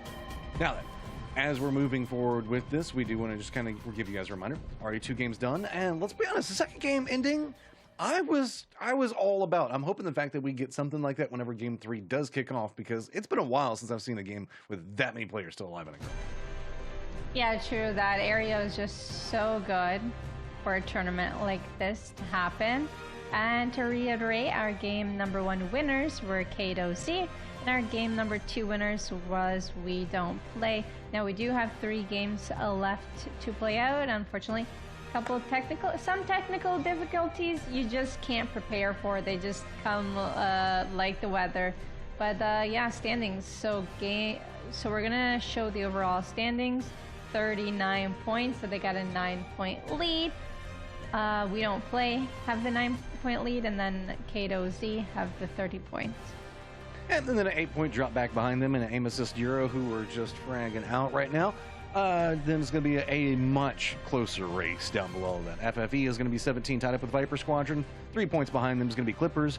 1 point behind them is going to be Koopy. And then we have a drop off of 6 points for RGB and AXFF, both to be tied up. As we said, getting into the top 10 does give you a chance of making it into the next stage after this, but making it into the top 4 is where you're going to be walking away with some cold hard cash in your pocket. So a lot of different things that we're going to be looking at, on top of having just a massive amount of teams that are going to be inside this lobby. And there's a lot of things to keep up with moving forward as we're going to be looking at these last 3 games, girl. Yep, there is a lot to be looking forward to, and some of these teams from 11th to 19th might end up picking up a win. You never know. They might just have that one pop-off game. Omega, you saw that they were going to go with a Seer potentially this 3rd game. Maybe they're talking about it again and again to figure it out. Sometimes you have those moments where you just don't know which legend you want to play. I have those exact same moments in my games. It's quite difficult when you're overthinking things. Yeah, there's a lot of moving factors as we're going to be going in. This is just going to take a quick look at prize pool. Remember, it is $600 for first place, $300 for second, and $150 for third and fourth. We've been talking about it a lot, that seat in the seasonal final is very, very important as well, because that's just going to be a chance to even rack up more, not just money, but respect, and just prove the fact of the strength inside the community for PlayStation. And I also, yes, I know the fact that it's very, very important to remember we are playing this on PlayStation. Don't forget the fact that we have the compete.playstation.com that you can go to and join in on these lobbies. So if you think the fact that you want to be involved, and I know the fact that there's a lot of capabilities and a lot of potential whenever we're looking at our chat and our viewerships. If you're already involved at watching a competitive event, it means the fact that you've got, I don't know, some hankering for either growing your skill level or at least a desire of some sort to be involved in this. So just jump in, play. There is nothing to lose. I mean, sure, you might just get wrecked your first game or two, but that just means that you're going to get better by the time you get to game 3. Yeah, and even though you're 20th place today and 17th place tomorrow, doesn't mean in 2 months' time you're not there in the top 5 or the top 3. So it's all about the big perspective or the big picture per se, because you can't just think day to day. You got to think long term. Do people get good at a video game in just 2 weeks? No. I've been playing ever since the very beginning when Apex first released, and it took me a very long time to hit Diamond, to hit Apex Predator, Masters, whatnot, and you got to put in the time and effort, and you got to think back on your mistakes and improve day by day to become a top Apex player. Yeah, it's important to have a good work ethic and think of it as if you were going to be treating it like a job, because if you want it to be a job, you should treat it like it's a job. That said, it is still a lot of fun. Let's be honest. It's a fun job whenever you finally do make it, but it is a path to get there in the end. So I just want to give a big shout out to PlayStation, so that way we do have this set up. Making sure that we have official tournaments, not just in Apex, but a ton of other games. So let's just say you're watching this and you're not even necessarily like, well, I don't know if I'm like good enough with the controllers to be doing the FPS. There are other options out there, and you know the fact that the PlayStation lineup has got tons of great stuff, and so there are options galore for whatever you're hankering at any given point. Hankering, I guess that's okay to say. I mean, this is technically a European broadcast, and I feel like that's a very southern United States thing to say. I'm not familiar with the term very much, but you're right. Like, whatever PlayStation has, it could be in compete.playstation.com. So you could just go over there and see what games they have this month or the next month and so on.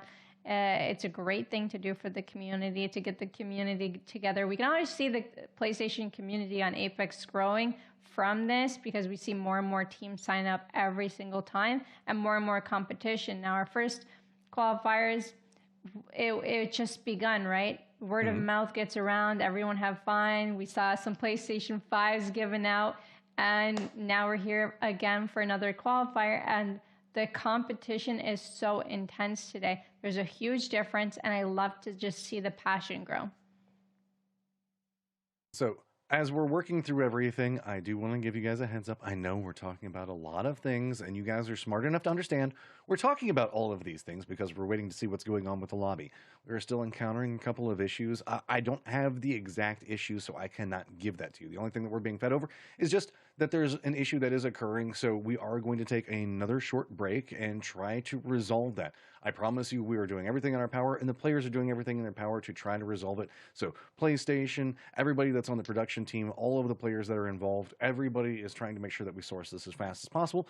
But there's a lot of hands whenever we're looking at the amount of players that we've got inside this lobby. So sometimes it does take a second. So we are going to go on another break, and we will see you in just a bit, hopefully for game number 3. Thank you so much.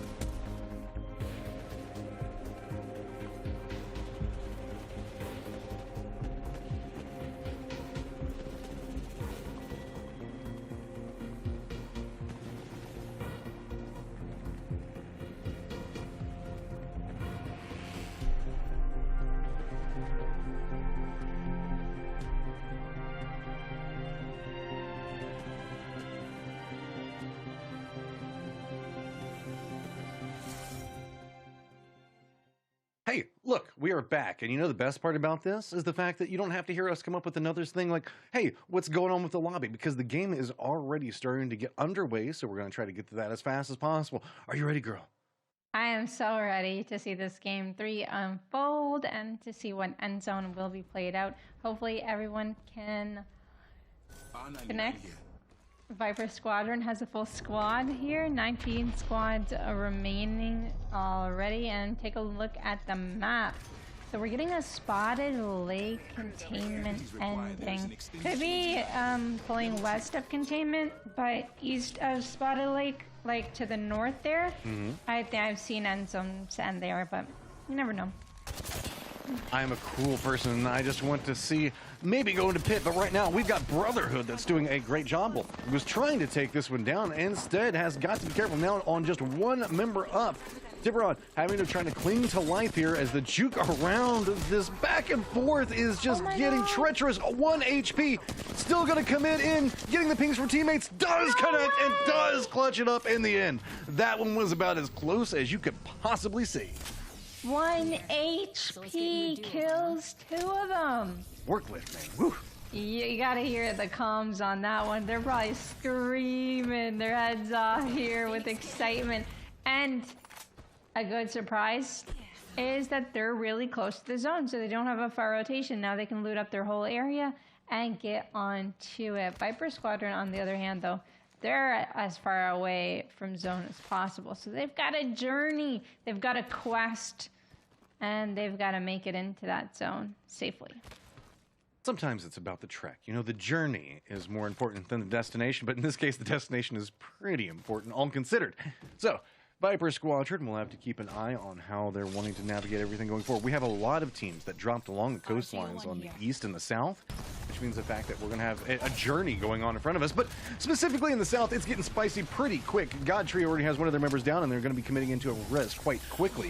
Several teams are popped over here, but notably, it's going to be the shot on the other side of it. It's going to be KZ, who is just demolishing God Trio, who is now just a God Solo, and make it a God's None. A God Zero. They are. I was going to say it, but I was worried it was too toxic. Oh, I heard the Z, and then I was like, you gotta finish what you gotta say. So Kato, Z picking up the 3 KP, and don't worry, the God Trio will come back. They're a very good team, so I don't have to worry about them too much. They'll get back on their feet in no time. Now, this is one of the places that I never like fighting. In every version of Kings Canyon, this area has never changed. I remember back in the day when everyone used to land on the doors and just punch each other out and fight their way and claw their way in through here.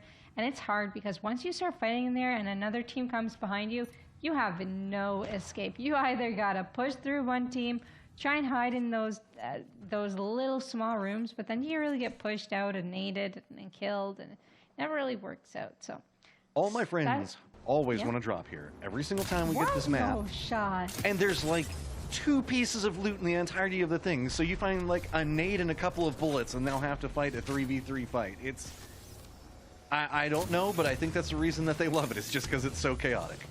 Yeah, maybe. Like, some people really do like to hot drop. I do as well. Like on World's Edge, I like to go fragment. But bunker, no, I really like relic for that. Fact, I like to fight in there. At least you can like find a safe spot to loot and then fight and use the buildings for cover, but there's no cover inside of that bunker. There's that one corner, and that's about it. Yeah. And then you're just gonna have all of the fire dropped on your head, so that corner doesn't even count. Looking back in, you can see Aim Assist Euro is nomming on the zone right now and taking a lot of damage. This is a fairly early fight, so Med's not in the best position, trying to just finish this out and find the angle. Looks like they think that they're just going to have to start making some moves for it, as the zone is just being a bigger problem than anything else that's going on with this other team and constantly losing sight. Do they know where the positions come through? I think it's just time to go at this stage. Oh no, Omega was eliminated in 17th place. Remember M4 going down to online Nipper, Twiggy, taking down Perry as well. Oh my goodness, so Viper Squad is doing really well right now. Unknown Legends, got a bit of a ways to go. They're in that fight. Oh, Twiggy actually goes down after taking one out, but they get the finish. Oblix, Taylor eliminated. Get a revive here in zone. They're going to be okay. Yeah, they got their backs against the wall, but they should be okay. They can rotate through some of the choke points that are going to be in front of them. Plus, they get to all of the bounty of the team that they just killed, so that should give them some more meds to handle what's going to be going on. A lot of teams having to contend with the zone and the choke points just due to how many teams were stacked up on these angles. Remember how we talked about the South was pretty crowded? It's not anymore. It's just Twiggy and the rest of the crew that are going to be down there. The East is still trying to pop off. As you can see, the choke points are causing problems for a ton of these teams. Clippers bumping into another one. Looks like they're just done with the choke points, instead just going to try to go all the way around it. And that is a smart move. This is one of the places when I play ranked that I never want to fight at, ever. But sometimes I do. If it's on the edge of Storm, maybe there's a potential of a clean 3v3 happening. But they're going to try and find a safe spot in containment, they think. This one building, the doors are closed. Is there caustic inside? Nope, they are free. That's a great rotation from them, and they might wait for their spell cult, or they could just choose to walk on right in. They've managed to bypass one of the teams that were coming in back behind them and have a great line into the zone, as we were talking about. It's got pit, spotted lake, all the fun that is going to be in that area over there, but also has a good section of it that is going to be eaten by the mountain itself. That is going to be notable because the circle after this one is going to be much smaller than you would expect it to be, especially with 38 still alive. It's going to get pretty difficult to navigate this because the way that the mountains are lined up, it's just an outer wall. There are very few pathing options into the zone. Yeah, now we're very certain that it doesn't end in containment, and it is going towards spotted lake. Oh, take a look at this. Now, there's something I want to talk about taking a look at this map. In between Spotted Lake and the pit, there's a high ground. Pit is the high ground. When you're leaving pit, you got that high ground area, and sometimes it pulls towards there. So everyone in Spotted Lake would be on the low ground, and they would kind of be like the fish that the fishermen near pit are trying to catch, and they just get shot at and shot at and shot at. So if I were one of these teams, I would definitely want to try and take that a high ground area near the pit. You know what? Maybe they get lucky and it pulls downwards. I'm going to know, sorry for my random laugh there. I noticed the fact that we had, I think it was a Pathfinder, last member up for Koopy, that was trying to become one with the trees and hope that nobody would spot him out. Kato Z, work out. I think still alive, still just hiding right now. We'll have to see. Kato Z's got their own goals going vertical onto this one. Gonna spot them out and quickly rush them out. The aggression coming out, paying up big. Getting a lot of sight lines onto this as now they've come in and realized that this is where the party is happening. Nice shots going in forward from Kato Z. That's what you can expect from a top 2 team. Trying to get as many kills as possible. Seer ended up healing forward. It's got 5 shield batteries and lots more loot inside this golden box. Maybe a turbocharged Havoc. Maybe a skull piercer. Oh no, a gold shield. That's always fun to pick up, but it looks like they got so many batteries that they don't really care for it. See. It's not needed, but I guess it's nice. We'll have to see. It's got some. We'll have to see how the plays are coming out from this one. I do want to point out that there's a potential brew going on around bunker. You can see solos trying to right now limp their way into the zone as the firefights along the hillsides have been just a detriment for a lot of these teams. Looks like just throwing some looks that direction like, why? Why? Stop banner camping, my boys. Oh no. Are we back here yet again? Yes, we are. I hear the explosion. I hear the zone coming in, running forward. Looking ahead and what's going to be going on for Snow. I think that they might have some friends that are going to be coming in from behind them and going to have some that are going to be coming in from front of them. She just stood still. She knew she was dead. She gave up. Bunker be like that. It's like, okay, you walk around the corner, you're like, just do it. We're done. Yeah, 3 against 1, and nothing she could really do here. Oh, and take a look at this. Brotherhood was eliminated, and Kato Z, yet again, pick up more kills. It's the nature of the beast. Not too content with positioning inside the last game. I wanted to make sure that they push those points per game up. Now spotting out somebody that's going to be coming up from back behind them we saw just a second ago. So I'm to see how this is going to go. Remember, this is going to be right still against the new zone wall. And the circle is going to continue pressing its way into the northwest. So can't stay here for too much longer. Okay, so it's actually pulling more towards the open now. There still is a bit of high ground in there. There's that one building and half a building on the north end, and then just water. Well, that's scary. It's not going to be one of those end zones that you've seen earlier, that's for sure. This is going to get decided very early, and so now we're going to see vision is starting to become more and more problematic. Choke points continuing to cause issues for these teams. On the far west, you can see on the map, there are a ton of teams that are starting to get stacked up over here, and it's going to be KZ that we're watching, getting that high ground, getting the vision inside. I don't even know if you can call it high ground. It's more high air. They're just floating in place and harassing, trying to figure out how they're going to path ahead of this. Those are perfect scout shots mid-air. Not easy to do in Horizon. Gravity lift, that's for sure. Great damage output by this team. Now take a look at where they are. They're still in zone. They don't have to push forward at all, but they are outputting a lot of damage towards this Wraith, just to make sure that they don't get pushed themselves, because they don't really have much places to go. They've got this one rock on the edge of zone, and then they're getting shot from the back potentially if they go more towards the west. Yeah, a couple of teams do hear this firefight, but nobody wants to commit and moving out like this. It looks like we're finally going to see Monda and Carlotas step away, and it's just not worth the amount of harassment that they're getting. Instead, moving in the pit, that means that Kato Z should have a path how they want to move north. There's a team to the north and to the northeast of them. As you can see, I already managed to spot that one out. And now it's just about how they want to handle the amount of teams that have started to stack up in front of them. They're doing a good job staying calm. Charge rifle nearby now as well. Round 3 closing, so the squad should be dying off a little bit more slowly though. And there we go. Lifeline was eliminated. Now we're in our top 10 squad. Samamo and the kill feed took down Keanu Sweat. They got themselves in a little bit of a fight. Fast and Neff rotting down there. We don't play. Take a look at them. First place team. They got a knock. Yeah, they're in the northeast. They're trying to make sure that they finish this one out. Nobody's going into the zone yet. This is about as close of a fight we have near the zone as we've come across.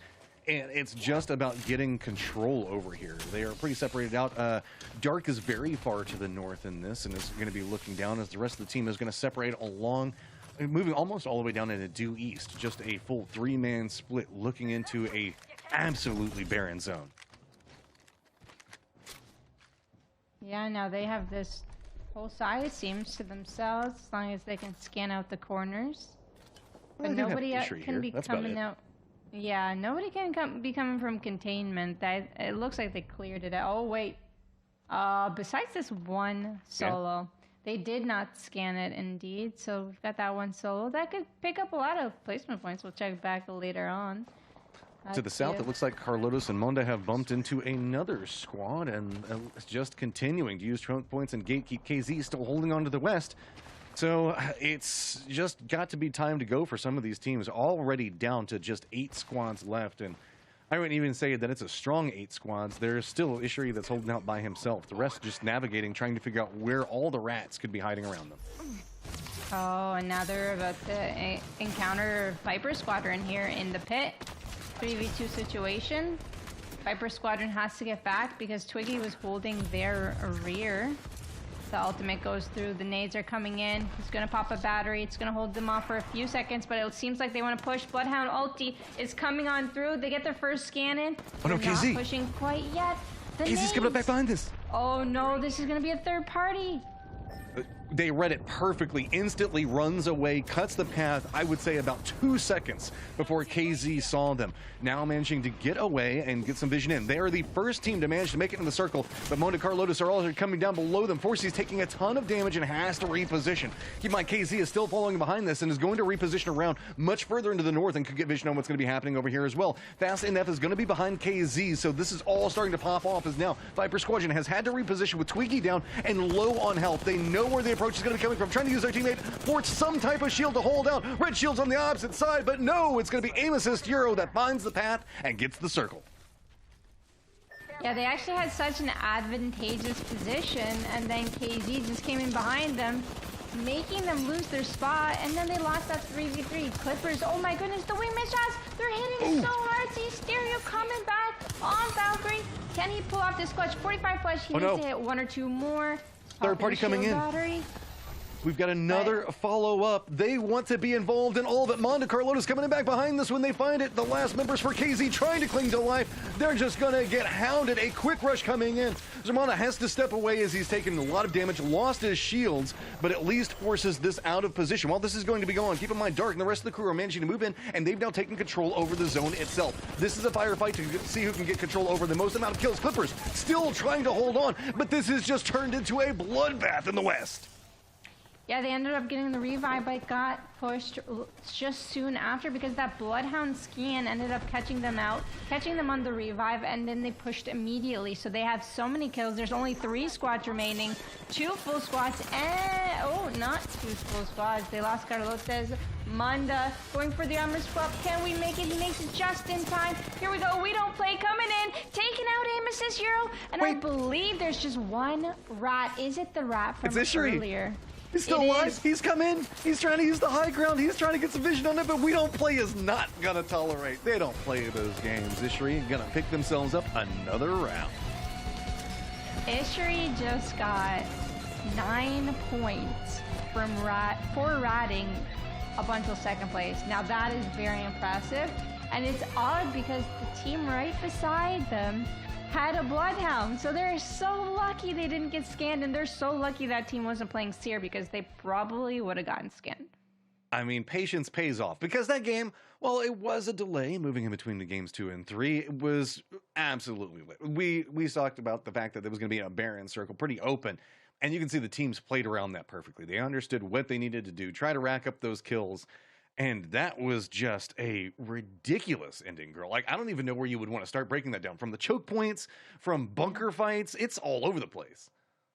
Yeah, there was just so much that happened there, especially in that end zone. But we don't play. They came in at the perfect time, making sure that they were able to secure the dub, third partying in the perfect moment. They didn't go in too early when everyone was fighting there on the edge line near the mountain.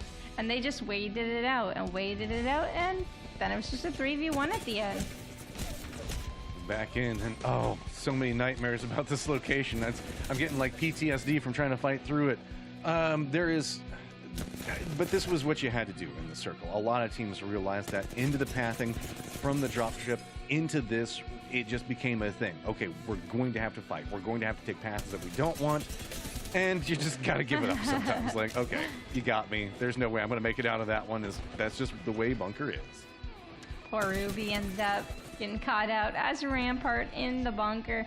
Guess it's not the best way to travel, going into a bunker that has 3 people inside. But it's unfortunate. These guys were really lucky that KZ came in. It forced Viper Squadron to leave that chokehold, to not gatekeep them. And then they were able to get the high up on Viper Squadron. So it was just a matter of who came in at what time, which is crazy. I just love the play around this, though. Like Amos's Euro, they understood where that they needed to move. The fact that trying to take a fight from that position was just going to be terrible. Instead, leave the zone, go for the third parties, try to get more involved, and it's just going to be the fact that on the opposite end of that, whenever we look at Namka, We Don't Play, Rumux plays, as well as Dark, all of them managed to do a great job picking up what looks to be, 12 kills inside of that game. Excuse me, look at this accuracy by It's Dark. 65%. That's one of the highest we've ever seen in these qualifiers. Big congratulations on that accuracy. Also having the highest amount of damage on their team. I mean, it had to be single shot. There's no way, right? Right, it could have been like a G7 scout or something along the lines of that. I don't remember who. With that circle, they were playing in the north, so they probably could have harassed at range. So We Don't Play now picking up their second game in a row. Already had a lead on the leaderboard. That means the fact that they're going to be feeling pretty feisty up at the top of this. This is going to create a big gap between first and second place, and there you have it. 21-point lead, if my math's not so bad. But look at Amos's Euro catching up to that second place as well. then it's going to be a big drop off. 16 points to a tie between Clippers and Viper Squadron. 4 points behind that, another tie between ARS Baguette and FFE. Then it's going to drop down into Koopy Koopy, who did manage to pick up some survival points, I believe, inside of that with their solo. 14, 12 at AXFF, and then 10 there in our 10th place position as Ishri did manage to snag some placement points. Oh yeah, that was great. Only placement points, but making to the top 10 is something, right? Because you can make it into our grand finals as long as you can maintain that top 10. By the end of the day, Brotherhood at 9 points, not too far behind, and RGB tied for 9 points. Unknown Legends at 7, Snowy Sports at 6. We got another little tie between 15th and 16th at 5. But one good game can bring you right back up into 10th place. We just seen it there with a 9-point ratting. You could do it as well. Yeah, I mean, if you can pick up the points, it doesn't matter how you get them. I know that there is a propensity for giving respect for elimination points inside of Apex because that's the way you're going to climb the leaderboard and get up at the tippity top of it. But I mean, if you only need to get like 10 or 15 points to try to secure your way onto the finals that are going to be following up behind this, if you can get it with placement points, great. However you can get it is what matters at the end of the day. Yeah, there was one time in a qualifier that I was so focused on improving during the tournament when I should have just been focused on making the threshold and improving later, because you only get the one shot in some tournaments. Here we have 4 qualifiers, so that's great. If you can't make it this time, sign up on the next one. And do remember the fact that everybody can sign up on that one, but we've already told you guys enough about that. We'll hit up another reminder for that in just a few minutes. We're trying to move into our next game right now. Lobby's trying to get positioned and cross the fingers, cross the legs, whatever you can to give it as much love and energy. I almost feel like we need to like pull out a Goku right now and just be like, give me your energy, and try to summon a spirit bomb on top of these servers so that way it'll stay alive, stay healthy, give it its positive energy, good vibes, whatever you want to do. I'm so down for that. Bring the energy up on this lobby, and hopefully we have another great ending. So this one we had an open ending. Maybe we can get another like very, closed, gapped 10 teams in one area just fighting upon a huge building next game. There's not that many big buildings in KC though. There isn't, and I don't know. I enjoy the variations that we're getting inside of it. I do like to see everybody crammed in on this tiny building and trying to fight their way through. We haven't seen a lot of breach fights having to happen yet inside of the games today, and I think that's just due to how the circles have been behaving. No real need to make the desperation push inside of a building where traps galore and angles are going to be held. So really, it's just about trying to get control over vision has been the name of the game, it feels like. Yeah, we did see that one Valkyrie team fly into the building that instantly died because they were low just from flying in the air, landing and getting pushed instantly. But yeah, there's not too many takeovers. You're right. Those are fun to watch here and there, but it feels like everybody is just vying for the open skies and the energy that produces, going for gunfights, and a very roam-heavy grouping that we're starting to see come out. And this last circle, it isn't really fair to say that specifically, but we are seeing a lot of the teams that are finding their biggest successes are, I would say, strangle-holding the circle, not just through choke points, but whatever they can find. Kill points, third parties. It is a very active moving top of this leaderboard. Yeah, you have to find a really solid position to hold, whether it's in the storm or on the edge of storm. Everyone has that solid position where they just play right inside that inner circle or right inside the end zone, and then they start shooting around them, defending their spots. Kind of like you're defending your home. You've got your security guards. You're just looking around for people that are trying to break in. Yeah, unfortunately, we haven't seen anybody leaning into the heavy defensive strategies because Caustic is Caustic, and we haven't seen many of those. I'm just now just remembering Bunker that we saw just a second ago, and then now just thinking of Caustic, and my brain is shutting down because it hurts me so badly. Or a Caustic landing and Caustic treatment, that would work too. If you're playing Caustic, keep the theme. Can go up top in Caustic treatment, but I don't think there's any real loot up top. I wish there was, at least something small up there in Caustic treatment. They can add that maybe. I would love to see a Caustic treatment ending, now that I think of it. Actually, yeah, it would be very interesting to see that one play out. We got the tease of a Southern Circle in one of our resets, so there's the capability of it. And we're trying our best to not go to break, just to give you guys a heads up. But we are trying to get the lobby secured and configured right now. So if it does seem like we're giving you guys a smidgen of a podcast, it's just because of the fact that we want to try to avoid going into any more breaks, so that way we can get right back into the next game and make up for it, right? I needed to sneeze. I'm sorry, but I held it in. Okay, we're loading on. You powered through it. Now you can sneeze. It's okay. It's okay. No, I'm okay. It's gone. The sneeze is gone. I was worried that something had happened to the lobby because I started doing that, and then you held your hands up to your nose, and I was like, oh no. Oh no, did she just get some information I didn't? No, we're all good. Game 4 out of 5. Oh, we're almost there all the way through. We're going to find out who wins that $600 here shortly. As everyone loads on in. Containment mid-map, hard place to fight. This is where a lot of third parties come on in, but what would you like to see coming forward in this second last game? I'd like to see the aggression that we saw inside that last game start getting used. At this point, you got to start getting an idea on who's playing where the drops are coming into play, and getting a feel for that kill feed reading on who you think you can take and who you think that you might not be able to take. Now just start exploiting that. Whenever you start seeing the fact the kill feed starts moving and you hear the firefights next to you, get more aggressive, because the teams that are at the top are doing that. And if you want to try to get those top 4 spots and you want to try to hold those top 4 spots, that's what you got to do.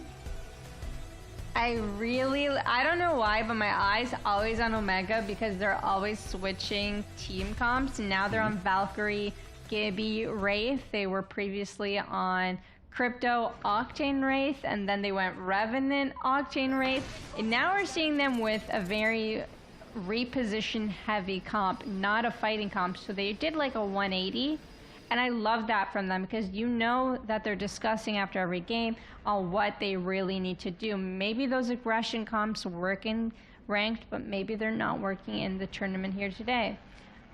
So they're changing it up so that they could do better and better each and every round, and maybe potentially be one of our top teams in the next qualifiers.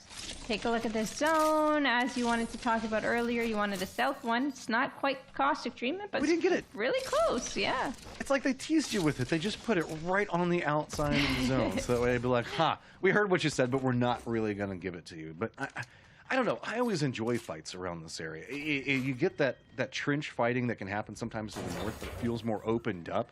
In addition, the areas around Hydro Dam and Repulsor, I just think are so fun to fight on. Now, competitive, they're not always the most fun to fight around, but I just enjoy seeing the fights. There's a lot of high ground areas, like a lot of tall buildings that you can stand on with zip lines, or now with staircases, they've added staircases into the into Repulsor, so you can climb up instead of needing a verticality legend that can get you up, like Pathfinder, Octane, Horizon. There's definitely that. We've got Viper Squadron, closest team there is, and it's wide open. They could choose any spot that they want, which is great. We're getting a little punch. This is something I do as well when my teammate goes AFK to eat their cereal. I punch them in, try and get them into a safer spot than they were. Great teammate. Maybe just reading the map, too. That's what my teammates like to do whenever I start trying to figure out where we need to go next, and then suddenly I'm getting slowly battered the direction that they want to go. Makes it to where you don't get to make too many calls off that, but you're like, fine, okay, just bully me into where we're going to go. I feel it. Yeah, and you know what? Then you can AFK and chill a little bit, relax. Let them do all the heavy lifting for once, instead of you carrying all the time. Yes, you know, they bring me in for my knowledge of the map. My aim is not always the best, so if I can just get them to where they need to go, they can carry it from there. And the spectators are just teasing us. They're like, hey, look, we know that you're both terrified of bunkers, so let's just keep going back here. Oh, yeah. That's one thing we talked about yesterday in my chat was sometimes the way you think is the way everyone's going to think. So everyone it might be safer to play edge with the zone on your back so that way no one comes in behind you. Meaning centrally, or the places that people are scared of, like bunker, for example, might be the safest places to rotate through. So really a mind game when it comes to a battle royale. Yeah, because you have no idea what the other teams might be expecting to try to accomplish and what their goals are inside of it. So We can see that this is a pretty open circle. Nobody's really grabbed center yet, to follow up on what you were just talking about. The KZ looks like they've got their own goals, taking some harassing shots over here to the very far west, and it looks like it's going to be Lord of Death. I believe this is the Bavarian squadron, just only in 2, so don't be surprised if now that they're getting harassed, they're just going to try to get away from this, but KZ doesn't look like they're going to relent. KZ are playing so well with the scout lately. I'm so glad to see it back on ground loot. Eshery with the Spitfire. Eshery's actually getting some kills now. That's awesome to see. Not playing as that solo rat anymore. Kato Z, nice Seer ultimate. Can see exactly where those two players are inside. They're not crouched up. We get the scan going. We get the hipfire Volt, and we take down Crazy Bad Man. Can we jump down with the G7 Scout or the Volt? We don't have the Volt reloaded, so we opt for the Scout, and it's done. We get those 2 eliminations. Great Seer play. Yeah, and this gives them control over most of the west. There is a team that's going to be to the kind of south, or technically it'd be southeast of their position, and a team to the north, but no rush from a lot of these teams to make it into the zone. Artillery even has 3. They're going to be stacked up fairly close to each other. Might have pathing options problems as they move down into the zone. This is kind of the haves and the have-nots. If you dropped around in the side of the circle early, you have it, and if you dropped anywhere else, you definitely don't have the circle. Yeah, and everyone that had the circle last game does have to move. So Spotted Lake teams, Crash Site teams, artillery teams. There's 3 teams near artillery, and that's going to be a long trek for those 3, especially if they start a fight. It could get third-partied quite easily. Yeah, I mean, they've got the zone at their back, so they're going to have to continue moving, and I don't think that anybody realizes how many teams are going to be here. Akutsuki, it has managed to move away from it, but it's going to be FFE that's going to be on the tail end. Pick up that one. God Trio is going to be eliminated, and it looks like the new threat in front of them, Notatsuki crew, is going to be able to continue to basin. So that's going to be the end of our artillery fights, as it's just going to be a jump tower rotation. Yep, as they take that jump tower, there's another team fighting. It's Viper Squadron. They're fighting near end zone, so they've got this fight going on. Twiggy with the Volt, and they take down Brotherhood. If you take a look at the map, you only seen 2 teams here in the end zone, quite opposite of what you've seen in the first few games. So they saw the first team that they could, and they just completely W-keyed and killed them. Unfortunate for Brotherhood that there was no one else around, and when there's no one around, the aggressive team can really do whatever they want because there's no repercussions for W-keying. And now we're seeing everyone on the edge of the zone. It's kind of what you see in tournaments where once the later the tournament goes, less and less people rotate very fast. And that's exactly what you saw there, unfortunately, for Brotherhood. They tried to play it smart and ended up getting caught out.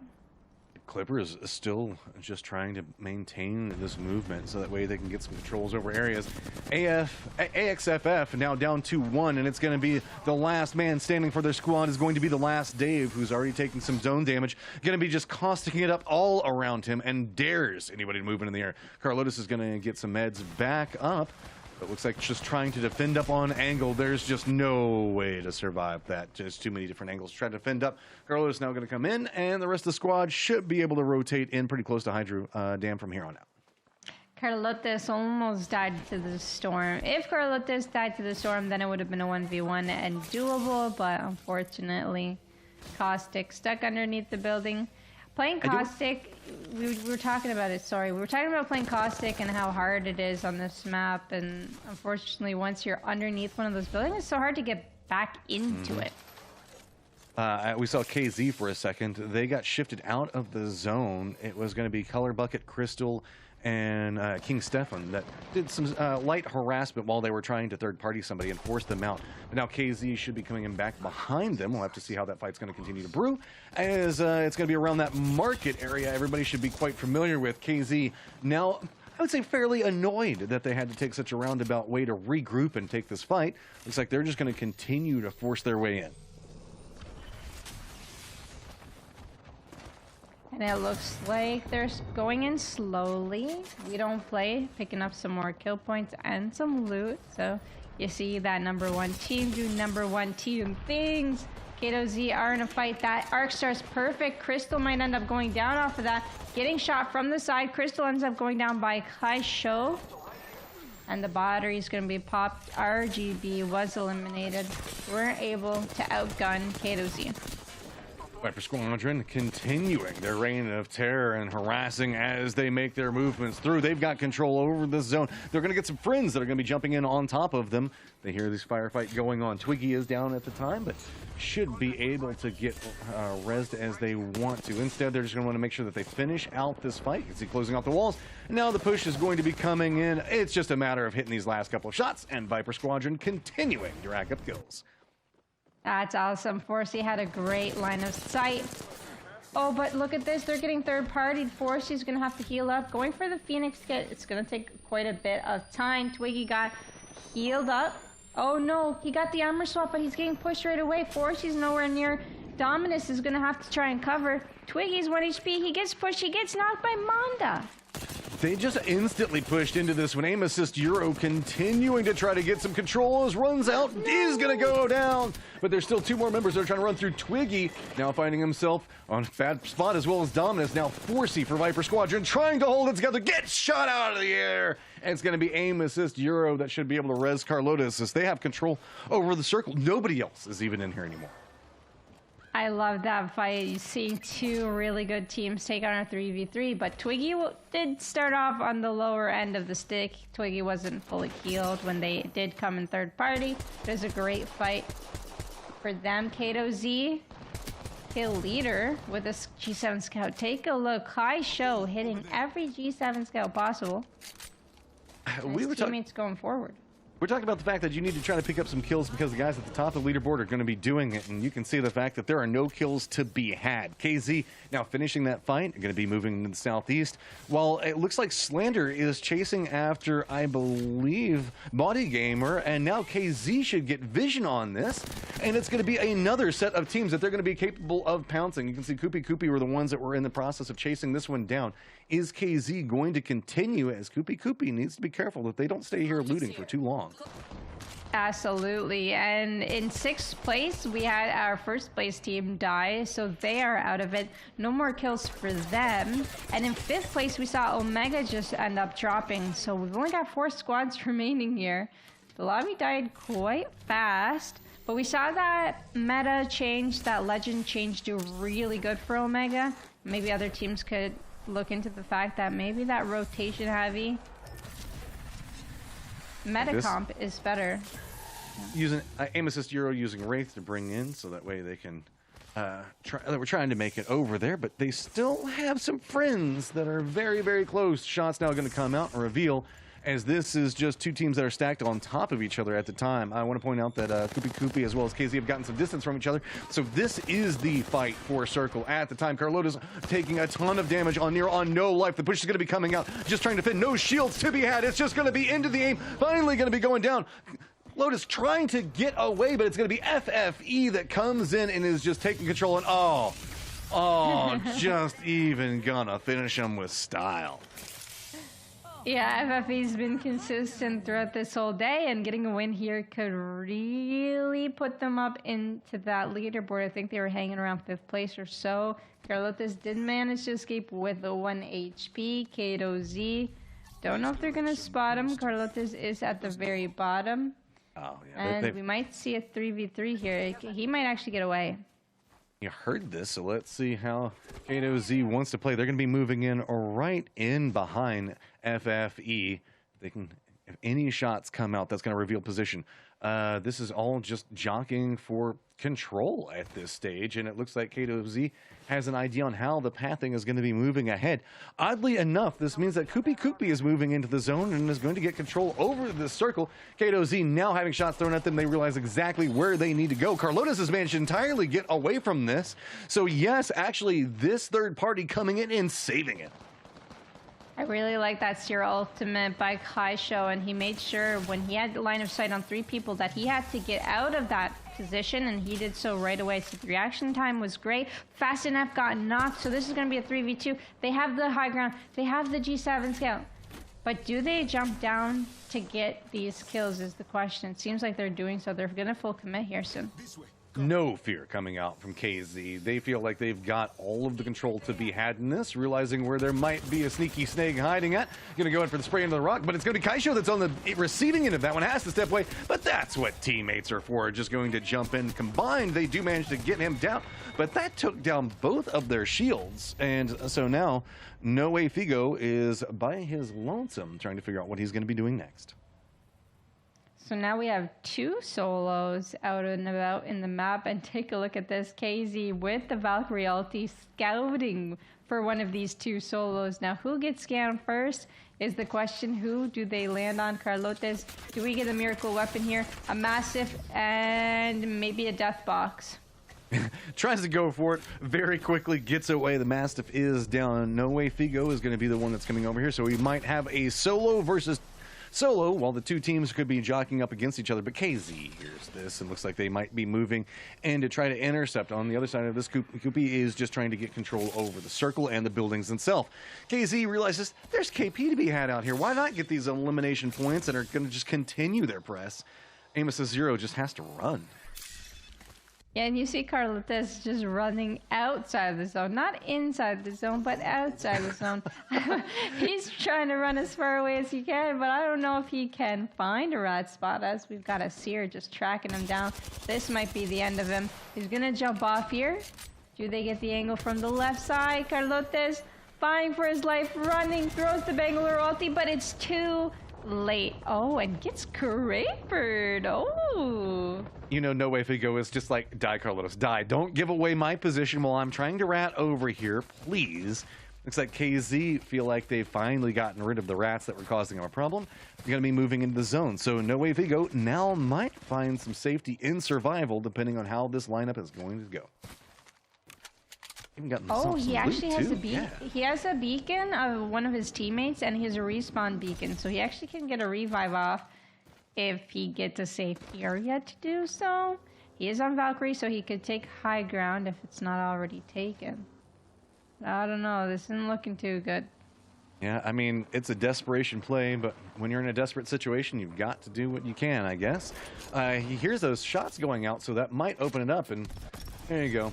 Pegazo going to be coming in, getting a high ground and a Kraber to line up into what's... I dare you to go for another peek after this. Kato Z, once it spots at range, is he going patience? Trigger discipline doesn't connect in the shot. So close, so close. Still got plenty of shots left as he's on the highest of high grounds now. They saw Figo, they know where the rat is. Are they that worried about the rat though, or should they be worried more about the 3? I think it's just KP. No. They don't even care about the rat. They just want to make sure that they get the kills before Koopy can, because Koopy has been holding down position, and really KZ is like the dominant moving factor in everything that's going to be going on. Figo is going to go down, but it's going to be into white paid powder. So now just a straight up line, 3v3 east versus west, both having buildings. The high ground Kraber having some control in the situation. And Kato also has the better armor, so if they get a headshot here with the Kraber, they could get an insta knock, because they still have 2 players on blue. They're playing so aggressively, and he's missing these Kraber shots. It's great for the opposing team, and maybe if he runs all the way out, he'll only have 1 gun to play with. Never sit still is the name of the game right now. Every time they go for a peek, they have to take a shot and instantly step away from it. Really doing a good job on denying the sight lines to the Kraber. I say that. They know exactly where he is. Now going for some peeks, trying to tap in those shots, and it's going to be KZ on the negative receiving end of that. I do want to point out, while this is happening, Show and Reddington are moving more into the circle to get control over it, and it's... while it's not hitting the shots, the Kraber is doing a job of handing control over to KZ. That's true, and they do have the better loot, they have the better weapons, and they have the better armor. So if it does come down to a 3v3, mechanically, if they're both skilled at the same level, Kato Z would win. But you never know. It's a battle royale. Anything can happen. Does this headshot happen? Ooh. Nope, it does not. It misses just by the slightest, and he gets a shot. There's the opening. Are they going to push off of it? He's on 1 bullet. I think he's just kind of upset right now. Can he get one more with it? Nope. The last bullet's going to go astray. And Reddington looks like he might be seeing if he can get some angles into that. and is going to be able to find some damage and continue to harass. Kaisho now going to move into low ground, and you can see that the circle is going to continue to be a problem for him. It's going to be on the other side of this. Fegozi now going to see if they can get something out of this one. Slowly holding it out. Does get the throwables in, doing the damage. There you go. Now it's all just turning up gravy. Kato Z playing much more aggressive. Does have one of their members go down. Reddington, Kaisho now looking into this. They do have control over the top, but they've got control over near on everything else as well. So Kato Z finding themselves another win as well. Slander had some really nice shots there, but unfortunately those nades are so good into the staircase, and he had such good cover there to just throw those nades in perfectly. So KZ picking up a win. That's awesome to see, and super excited to look at the leaderboards after this one. Yeah, I mean, got to keep it as close as possible with the way that we've been seeing these lineups go. Also picking up a lot of eliminations. So it does feel like we might be having a 2-horse race up at the top, but remember, it's the top 4 that get money, and it's the top 10 that get a chance to go on to the next stage. So there's still a lot of things to keep an eye on. I know usually we do 2 games, then a break, and then 2 games, then a break before we move into our 5th game.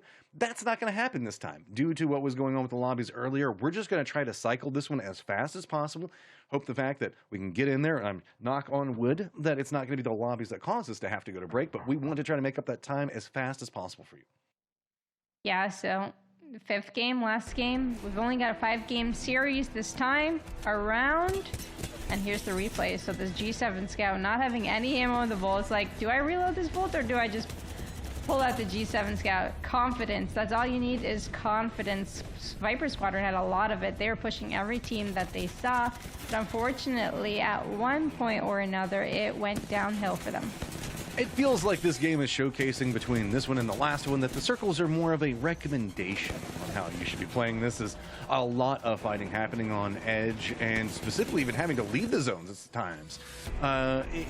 You get control over the circle, but then you hear the firefight, and that was the name of the game for so much of this. Move out, get control, don't let anybody have a chance to like rest or have a way to path into the zone. Yeah, big change from when this tournament first started up until now. You saw how passive everyone was. Nobody wanted to die first. No one wanted to be the first team eliminated. And now everyone's like, now I want to be the first team to get a team wipe. I mean, and it's just feast or famine on this leaderboard, I'm feeling like. The guys at the top are just absolutely living the capitalist dream and taking everything. Meanwhile, the ones at the bottom are trying to figure out how they can manage to survive off of 2 or 3 points per game and see if that's going to be enough to propel them into the top 10. Oh, okay, goodness. Wow, huge 16. Kill game. 22, 28, 22%. How many kills is that? That is going to be, I believe, 16 at the end of the day, and almost all of them around that 2,000 mark, unless Reddington hitting 2,000, almost 300, and all of them above 20% shot accuracy. And not even any revives. What do you need? That was just their game. It really was. They took the perfect third parties that they needed to, because there were a couple other teams with a lot of kills as well, and they were able to eliminate them, granting them the win. So well done. No revives. 28 points. Again, Kato Z into We Don't Play follows it up, and then Kato Z follows it up as it is just, and I think that we saw We Don't Play get, what was it, a 6 12 or 15? I'm trying to remember how many kills that we saw them get in that one game, because it's still been back and forth with like the max total kills per game. As Kato Z now moves ahead by 2. 2-point difference. I was not expecting this. We Don't Play was so far ahead. So Kato Z with this big win just put them right back up there. That's insane. This is going to come down to the wire. Are both of the teams going to play aggressive this next game? Are both of the teams going to play safe and hope the other team dies? We don't know. Let's also notice the fact that in 4th place, it is a tie for In the Money. 34 between both. Aim Assist Euro does have a lead over both of them, but that means the fact that Viper Squadron and FFE, if they're wanting to walk away with any cash in their pocket, have got to have a good game. But don't forget about Koopy Koopy. That's just 7 points back behind them, and 1 point behind them Clippers. So have a big game, find those kills, and suddenly you might be able to touch that money position. Yeah, and Koopy Koopy Clippers, they do. They have that opportunity. ARS Baguette, we don't normally see them down here in 8th place. Not having the best day today. Could be a map change, could be you know, the difficulties of the day, but they're down there with AXFF and Sakeli. Sakeli continuing to keep 10th place, and they just need to do it for one more game. The opposite end of this is points are just scattered and so hard to come by. Really just kills keeping some of these teams in position. As you can see, the RGB we know is a very strong squad, just even struggling to try to find that 10th position right now, as again it is just so point heavy at the top right now. You're just struggling to find any point you can get.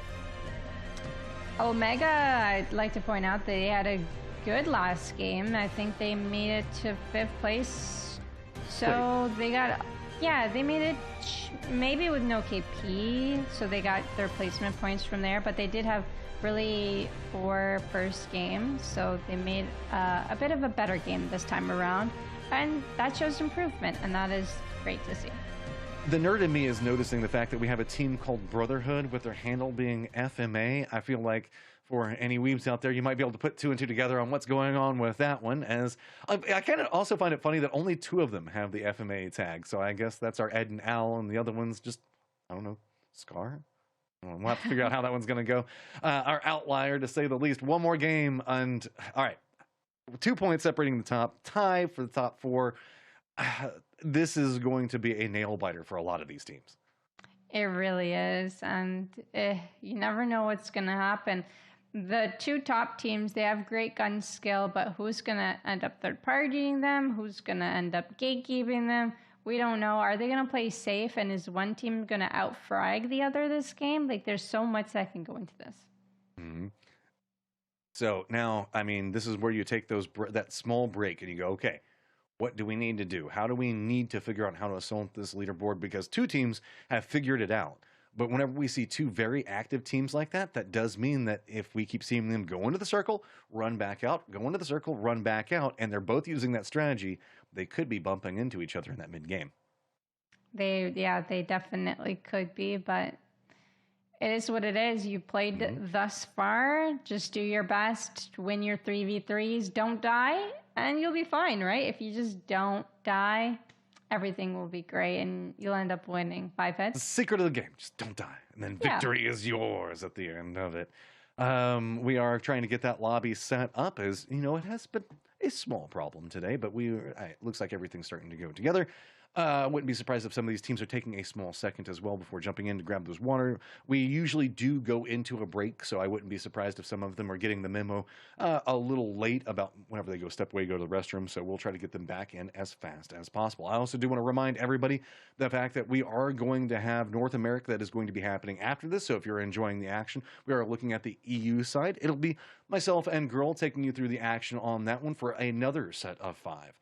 And I know while we're trying to fill here, what are we going to talk about while we fill? Well, of course, that's going to be compete.playstation.com. So that way, if you want to get involved and you want to fill out our 20th team spot, make sure that you do that. There is plenty of opportunities, and even if you don't like Apex, there's still plenty of other games that you can be involved in. But you're here, you're watching Apex, you know you want to compete, and we've told you why 5,000 times. I don't have to tell you again. You already know.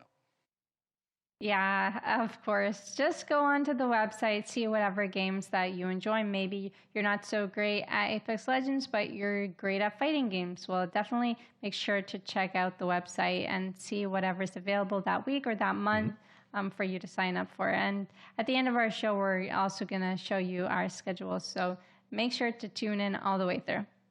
Got weeks of action lined up for everybody, and thank you again to PlayStation Apex for putting this together, as I know everybody wants to have every opportunity, and there is always this huge desire for seeing a console set of esports and competition that's going to be lined up. So if you're in that bracket and you want to see some more console action, make sure you're spreading the love around for compete.playstation.com, and also just telling people to tune in, to watch, sign up to compete, anything that you want to do, so that way you can just get more people involved inside of console esports, because it's got a ton of space to continue growing. Oh, absolutely. I wish I had it growing up. I used to love competing, especially quick scoping in Call of Duty. And, well, you know what? There's always endless opportunities growing each and every day. So take advantage of those opportunities. If you have friends or colleagues that enjoy playing Apex Legends, let them know. Let them join in on the fun. There's so many more players joining our community each and every week. Here we are, girl. Game number 5. This is it's been a long path to get here, but we have gotten here in the end. And so now, so many stories to follow out. Who's going to walk away with first place? Who's going to be in our money top 4 spots? Are we going to see any of those teams from 11th to 20 find their game, find that thing that they've been needing so much, find those kills and climb into our top 10? Or are we already starting to see it cement so many things, so many factors, so many variables as we are moving into our last game? And you know, another variable is always going to be what legends are picked. And I am always the most excited to see Omega. They're back on the crypto today. Crystal on the Bangalore. Bangalore has been really great for a lot of these teams. I feel like we don't see enough of her. We've got a few Pathfinders. We've got Vantage on God Trio. So we might see some Vantage action, some sniping shots. Horizon as always. And Valkyrie for those rotations. So, oh my gosh, we have a Fuse and a Mad Maggie on the same team. We're just getting all of the spice, I guess, coming into it. We said the fact that whenever you get in these last rounds, sometimes it's just about trying to figure out what is going to work, and sometimes that requires breaking the meta. Well, that does seem to be the case this time around, as even seeing God Trio make the switch over to Vantage, all of their points have come off of kills, so it looks like they're leaning into a strategy that's been working. Yes. And as these teams drop and find their safe spot, we see 2 teams wanting to contest runoff. So we might see that fight come on off drop. That's why I always want to land on a gun. Now, we haven't picked up anything quite yet. We don't know what we want to play. Repeater, Eva. I would have went for the Prowler myself. That's just because I'm so bad with the repeater. Shots are going down. Nothing frisky just yet. Everyone's staying alive. Couple of shots that feel like just to discourage looting at location and no commitments coming in. I want to point out the fact that Labs look like it's going to be our loot fun position, and there's a pretty strong squad that's already going to be on there and going to make it that much harder for everybody else, as the circles do look like we're going to be moving into a choke point fiesta for the end games. Yeah, one of the very similar end zone to what we had earlier, right? Mm-hmm. Yep, it might end on, on a building this time as well. Maybe not this same exact building. It might be more towards the west side or the bunker side, but definitely a place everyone can rotate to. That's what's great about mid-zone, is it kind of gives everyone a fair path towards, even though there are, like you said, a lot of chokes. This is, if you wanted to defend an area where we have 2 squads already inside the circle, that is potentially something that's going to line up. We still have shots being exchanged in different looting locations, as, got to be careful. It's going to be right across that walkway, making a commitment in for the res to get the numbers back up, as it's all going to be weak armors and guns without too much going on yet. Throw down smoke, step away, give yourself time to prep for the fight that could be brewing. That was a really good revive, instant revive as well. There is a team right outside, and oh my goodness, take a look at that flying Valkyrie. Oh, they've got shots through the window. Very nice evade shots, but we need to hit one other good one. We weren't able to. And oh my goodness. Take a look at who came in sweeping up this KB. Of course, got to get those kills early. Points per game is just an insane number at this stage. I think what are we seeing? Something like 12 to 15 coming off from them? I don't even know. It's just an absolutely ludicrous number that they're capable of pumping out. Now, just going to go ahead and continue on their merry way. They've managed to kill somebody, so now it's just see what's going to be happening next. Do they have another area that they can try to get control of? And Omega doesn't like rocks. This crypto seems to be a tad bit frustrated, maybe because there's no beacons around. You never know, but gotta play the game, make these rotations. It's been a tough day for some of these squads, but you do what you can. Only 13 squads remaining, so it's a lot of open area to be able to rotate through and pick up a lot of loot if you want to. Oh, take a look at this. Our Vantage in this game has her sights on someone. All right. I'm being patient for it. Want to see if you get anything out of it. Passing some loot over right now is, again, a slower opening. Everybody just wanting to make sure that they're trying to secure placement points. It's a bubble, I guess, just to try to take a few more steps forward, showing some hesitation and some fear about what's going to be happening. Instead, jumping on the rope, it looks like the patience is going to pay off, and they're going to get They're going to get by and enough to be nervous, but they are going to get there safe. Oh man, I could just imagine the crypto across the zip line. Come on, come on. You gotta rotate. And Gibby's just fine. like, I can't, I'm scared. Are you scared of heights? Oh my goodness. That is a push in coming out from this one, hitting some good wingman shots onto it to try to get some control, but it's going to be one of their members going down. Now going to have to step away, realizing the fact that the numbers are not in their favor, still getting harassed. Another one's going to go down online. Nipper trying to get away from it.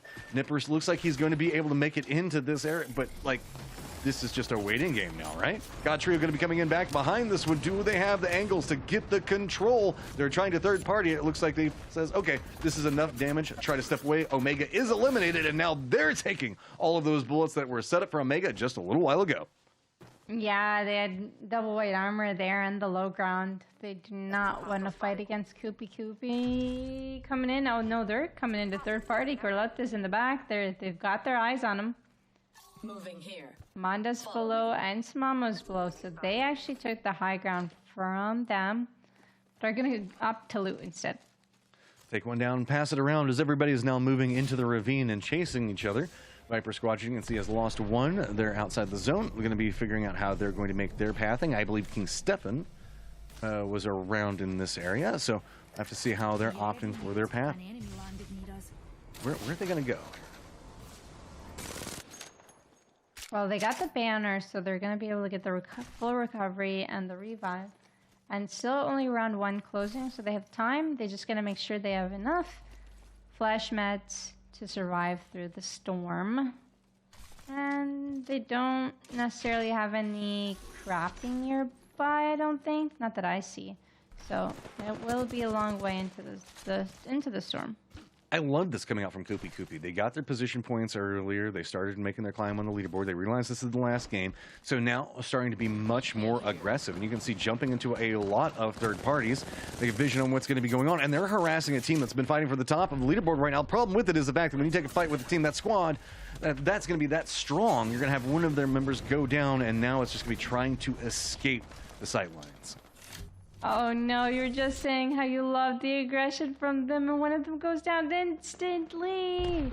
That's too bad, but actually the other team's getting third party. They could maybe come back for... Nope. Stereo does get thirsted. Amos Stereo going to be following in right behind this one. As this is in that northeastern area, I want to point out the fact that we have 4 teams that are all moving into these choke points. So if you like third parties, it's about to be a lot of that going on. You can see shots now coming in. Got to step away from it. Manda just narrowly survives that one. That hill providing the cover to keep him alive in a desperate situation, but it might not be enough. There are so many firing lines that are coming into him at the time. He is just trying to reposition, get away. Remember, Koopy a second ago is going to be the one that has vision on a lot of this rotation. And he goes for the shots. Hemlock, hard to hit when it's that far away. Amos is hero. They need to get this recovery. He's so down far below, but hey, this is the advantage of playing Wraith. He's going down. He's using the Wraith portal to recover his teammate, but it doesn't go as far as he would have hoped, so he goes back. Unfortunately, that portal is not going to reach his teammate.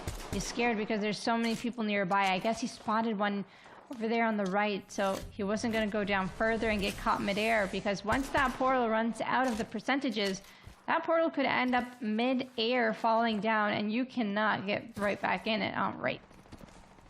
Still trying to make the run into this, and they know the fact that it's a hazardous way to do it, but they want to commit. They want to have their 3 members up because they know the fact that there's still so many people alive.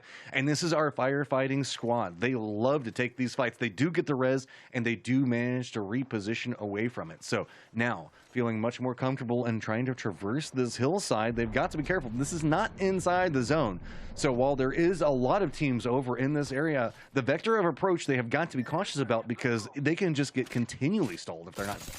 And I just realized, bunker is kind of the center of this circle, and now I'm terrified. I need light ammo. Oh yeah, it is in the center, but it never ends inside of bunker. I don't think it can. So that you just gotta, you know, keep into account. But it can land like right outside of bunker. So a bunker team could have a really good position. could end south of bunker. A lot of teams there on the south that are about to encounter each other, 3 of them. Amethyst Euro, after resetting, now has their sights set on a new squad.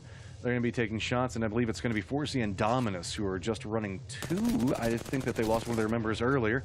Looks like it's going to be another one that could go out in just a little while longer. T-Psycho TV is pretty close to this as well, and might path in front of them on this western push that they're now going to be doing as Dominus does bleed out. Looks like they're just going to pick up some loot, and that might pay off for Psycho, who could get into the circle ahead of them. Look, they know. They know.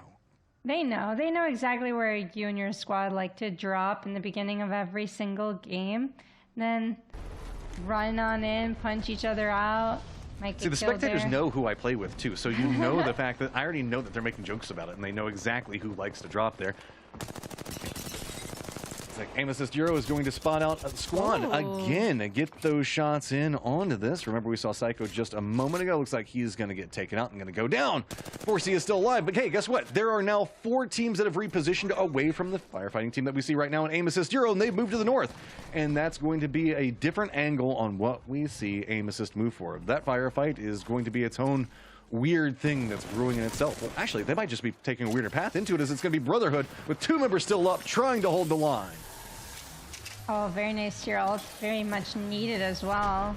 White armor against purple up top. He gets the scans off. He tries shooting to his left. He gets instantly killed. There's nothing much he can do. It is all of Amethyst Euro here, and it's a 3 versus 1 situation. Jumped back into this. They know the fact that there is just people limping out of this. Brotherhood gets eliminated, but there's still SY that's in this position as well, so we'll have to see and make sure how this one moves forward. I don't know if they know exactly where they're lined up. Never mind, they're already taking shots at them. They know, and they're not going to be baited by all of these portals and being juked around everywhere. They're going to stay stacked up next to each other and make sure that they can control it. On the outside, we have more teams that are starting to try to find their way into it. Going to be able to finish this one out. Got to be careful. Awesome Manda does prove the fact that he goes a touch too far. Fudo trying to make the push into this one, still going to be trying to use the Wraith portals to just juke around through it all, and is finding some success. With the punch for fly kick disrespect there. Very nice volt shots. Just trying to stay alive. And does so for the time being. Really nice angles here. Samama might end up going down too. That's 2-0. Can we stay alive for a little bit longer? Using the door? No! Unable to, and guess who it is? We don't play, coming in to pick up some points and end everyone's misery inside of that building. Note the fact that we still have KZ that's going to be playing into the west. This is just still a battle for the #1 position. Who's been able to pick up the most kills? Are we going to see a more aggressive play along these lines? It looks like they're just content to have the control over their sight lines that they've got from right now. While we're looking at this, the circle is to the southeast of that bunker entrance, and a couple of teams are playing the opposite side of the cliffing and the opposite side of bunker and might have to pass through here. Most notably, it's going to be No Way Figo and Forsey TV. Both of those are going to be very important names to keep an eye on for the overall leaderboard. Yeah, and take a look at his weapons. G7 Scout and Mastiff. And on top of that, it's Golden G7 Scout. And he's playing Seer, so he can't get ratted on if he's scanning this much. Very high sensitivity, by the way, on Seer, which is needed. I was playing on low sensitivity, and it is so hard to make a 360 to make sure no one's in front of you or behind you. So you got to have one of your highest sense players playing on Seer, but really good loot. Another Golden G7 Scout? How many of them do they give out? Do they give them out for free? Apparently, that's just the new thing. Everybody's going to get one. You get a G7 Scout. You get a Golden G7 Scout. But now FE is going to have to compete against KZ's Fireline. That's KZ. Yep. And they got thirsted. They stepped out because they were wanting to go for this and now find themselves being caught on an unexpected angle. FFE looking into this. Reddington now has to be careful with this firefight. Everybody that was in the zone is now starting to come up back behind them, and they're finding themselves pinched. They still have 2 members up, and they have some defensive lines that they can play from, but they have to be very careful about how they're navigating this fast, taking a lot of damage. He's going to go down, and now FFE on 2, still looking into KZ, but watch out. It's going to be Dark and the rest of the crew that are going to be coming back behind KZ. Not a lot of time to be had. Oh, and there's no cancel on that either, so he ends up getting a revive off and getting the battery. KZ not looking so good in the position that they're in. They're going to go down. Reddington is down, so they only have one member live on KZ. This might be it for KZ. We Don't Play might end up winning if they have more kills and a higher placement. I think that's We Don't Play coming in for the third party to make sure that KZ ends up getting eliminated.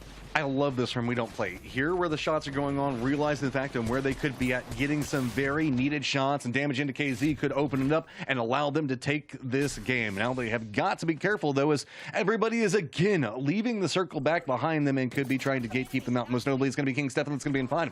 But in front of them, they still have Figo and the rest of the team, as this has just gotten into a stalled firefight. Nobody being able to find too much advantage, but nobody really wanting to lean away from it just yet either.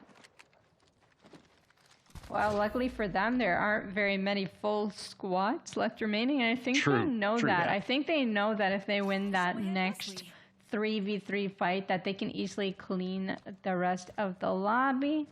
But hey, these solos, they might want to tag team with each other to take them. We Don't Play down because they're way too good right now.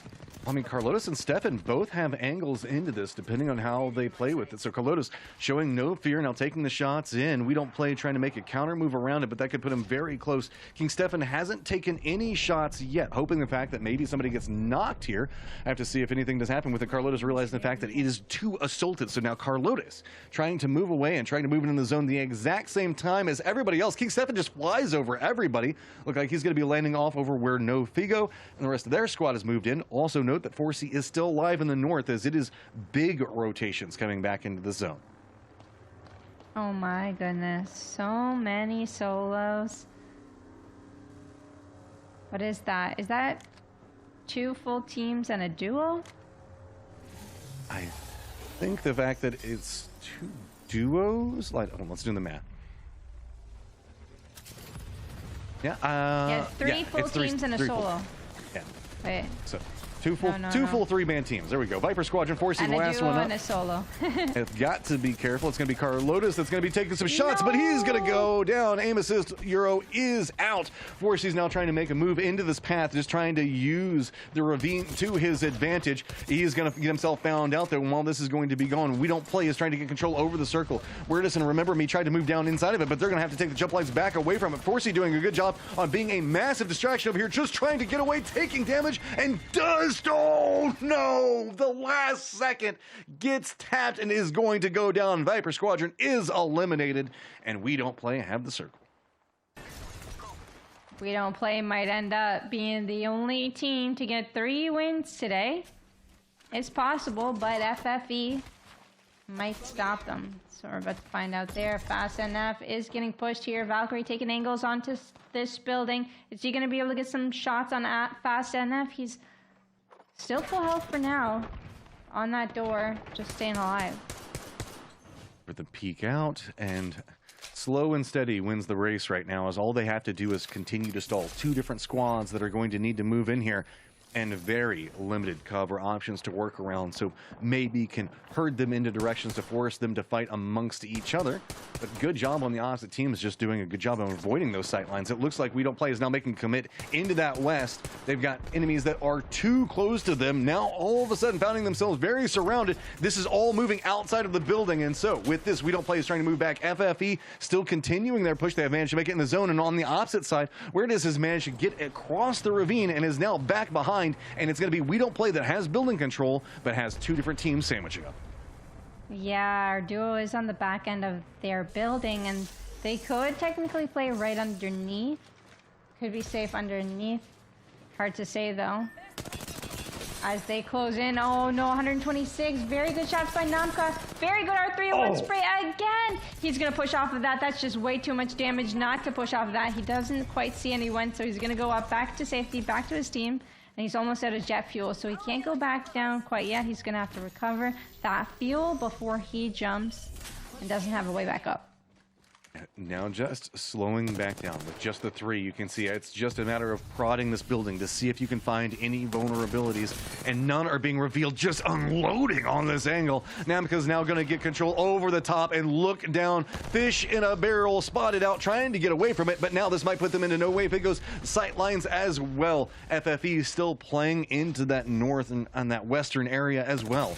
So holding them down, and my God, Namco is just absolutely unleashing on them right now. Yeah, take a look at Namka's ammo, though. Only about 2 or 3 clips left in his R301, so he... Oh, there we go. We've got the sharing is caring package by the team, thankfully, because he really wants to eliminate this duo. He really wants to secure at least 2nd place with 2 more kills. But it's so hard with the angle that he has, and they have a bloodhound underneath scanning him, so they know that he's up there on this rock yet again. The portal comes through. I think they might be able to get underneath that building. It is quite a safe spot, unless Figo is taking a look at this angling. They want to take a look at this portal as well. They're kicking down the door. Do they double kick it? I don't think so. It's very dangerous. The door's opening on one side. Shots are coming through, not connecting though.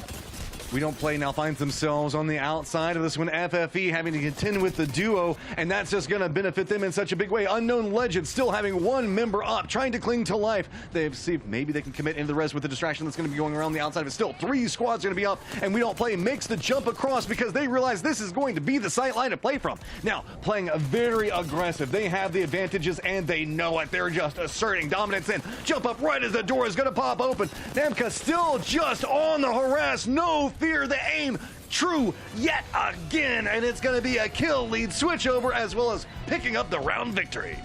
Namka took so many really good angles on top of the rock and onto the shed across from the team right underneath them, so he could get those shots right in the back and secure themselves a win, taking out the team of 3 before they took out the team of 2. They secured so many kill points off of that. Yeah, I feel like we might be seeing how the leaderboard is going to end afterwards. But again, don't forget, we have to figure out who's going to be on our top 10. And on top of that, we still have to figure out who's going to be on our top 4, as it was so neck and neck. And I'm going to be honest, I lost track of kills as we were moving through that game because it just started popping off at times. I wasn't expecting it, and then just got to be a domino effect of firefights. Yeah, they got definitely a fair amount of kills, but I don't know who got how many and who made top 10. That's going to be exciting to see. Let's take a look at the replays here. G7 Scout was heavily played and is heavily played in Kings Canyon, but also in our tournament today. Bunch of gold ones here, and we've got this one here. Trying to track through the trees, very hard to do, but they managed to get a few eliminations up here and a huge recovery up here as well. Switching over to the R3. Sorry, go ahead. Oh, no, you go ahead and continue. I was just going to say, I was very impressed with Aim Assist Euro, who was just, they were like the entirety of the story at the beginning of the game, and that's just been how they've been finding success. These guys are just so aggressive at different stages of the game that nobody's expecting. This might have been bad aggression as they tried chasing down a Wraith player through this entire building, and then she ended up getting the high hand on them and getting them killed there. Carlota's overextending a little bit, tried tracking there, ended up going down. Live by the sword, die by the sword. That is the strategy. And also, the read on this was so well done by We Don't Play. They do a great job on forcing Unknown Legends to play the opposite side, not being able to push into their housing area. And now that pushes them right in front of FFE, who is then capable of exploiting it. And the Sandwich team suddenly finds themselves with the capabilities to sandwich everybody else around them. And it pays off big. They managed to walk away with 9 kills and a victory. Is it going to be enough is the big question. How am I not surprised that Namka has over 2,000 damage? He took every single angle possible, almost ran out of ammo, and had to use his teammates' ammo. Incredibly done by the whole team. Staying alive is the main thing, especially when you're 2-point difference from first and second. But not only did they stay alive, they got plenty of kills, and they got their enemies, their second place team, eliminated by ending up pinching them near the end. Yeah, now let's start our way through the leaderboard. We're going to be seeing, starting at the bottom first, you can see that game number 5 is going to go to We Don't Play. Just 2 names that were the consistent story over and over again today. Yeah, it's gonna definitely be a little bit different next week as more and more teams get more comfortable with playing tournaments on Kings Canyon. As we said earlier, it is hard to get comfortable on a tournament map that you haven't played consistently with, and with the new changes, with the new legends. It's crazy to see. Let's see who's going to be qualifying. RGB narrowly not making the cut. So as we move into our top 10, let's get an eye to see on where everybody is going to be at. In our number 1 spot, it's going to be We Don't Play with a hefty lead over KZ. Back behind them is going to be Aim Assist Euro FE following right back behind that. It's almost like that last game was a showcase of all of our top 4 squads. Behind them, Viper Squadron, Clippers, Koopy, ARS Baguette, Unknown Legends, and Brotherhood. Unknown Legends and Brotherhood making the jump up into a very strong position in later stages of that game. Yeah, it was a big game for them, definitely to play out. The Brotherhood, Full Metal Alchemist, making it into our seasonal finals. Those teams make it in, and now we have the schedule for our upcoming tournaments that everyone's super excited for. PlayStation.com is where you want to be to sign up for these tournaments, and we've got the Master Circuit Wildcards qualifiers. Number 1, August 26th, 2 p.m. PT. Come on, take a look at it in September. We've got it at 9 a.m. PT for our qualifiers 2, and for our qualifiers 3, September 24, 9 a.m. PT. So gather your friends, let them know about the tournament, ask them if they want to play and compete with you. I saw a couple of people talking earlier. How do you support console esports? It's easy. You watch events like this. You tell your friends to give it a watch. There's tons of things that you can be beneficial for everybody. And as Girl was just saying, remember about compete.playstation.com, because that's where so much of the action is going to be going on. We'll give you an idea on how it's going to be lined up. You can see that we've got weeks of action that are going to be down the road, but that's going to be finishing up everything for EU today. So with this, I got to say, any closing thoughts or ideas before we move on to North America here in a few hours? No, I'm just really impressed with all the teams, the broadcast team as well, catching all of those great highlights, great moments. And for all of the players here today, great job. It is the first qualifiers. There's plenty of time to continue to learn, look at the recaps, watch the VOD reviews, and a great job to our winning team. Do not be discouraged if you did not make it in that top 10. More chances will be coming your way. Take this as a learning opportunity. Yeah, it sucks you didn't make the top 10 this time, but that just means the fact that you have a better opportunity for making it next time. On behalf of everybody for production, I just want to say thank you guys so much for tuning in. And remember, we will be having North America in just a few short hours. I think it's going to be like 2 or so, hour and 45 minutes. So make sure you tune back in. It's going to be myself and Girl to walk you through all of the action. Thank you so much, everybody, and we will see you on North American schedule.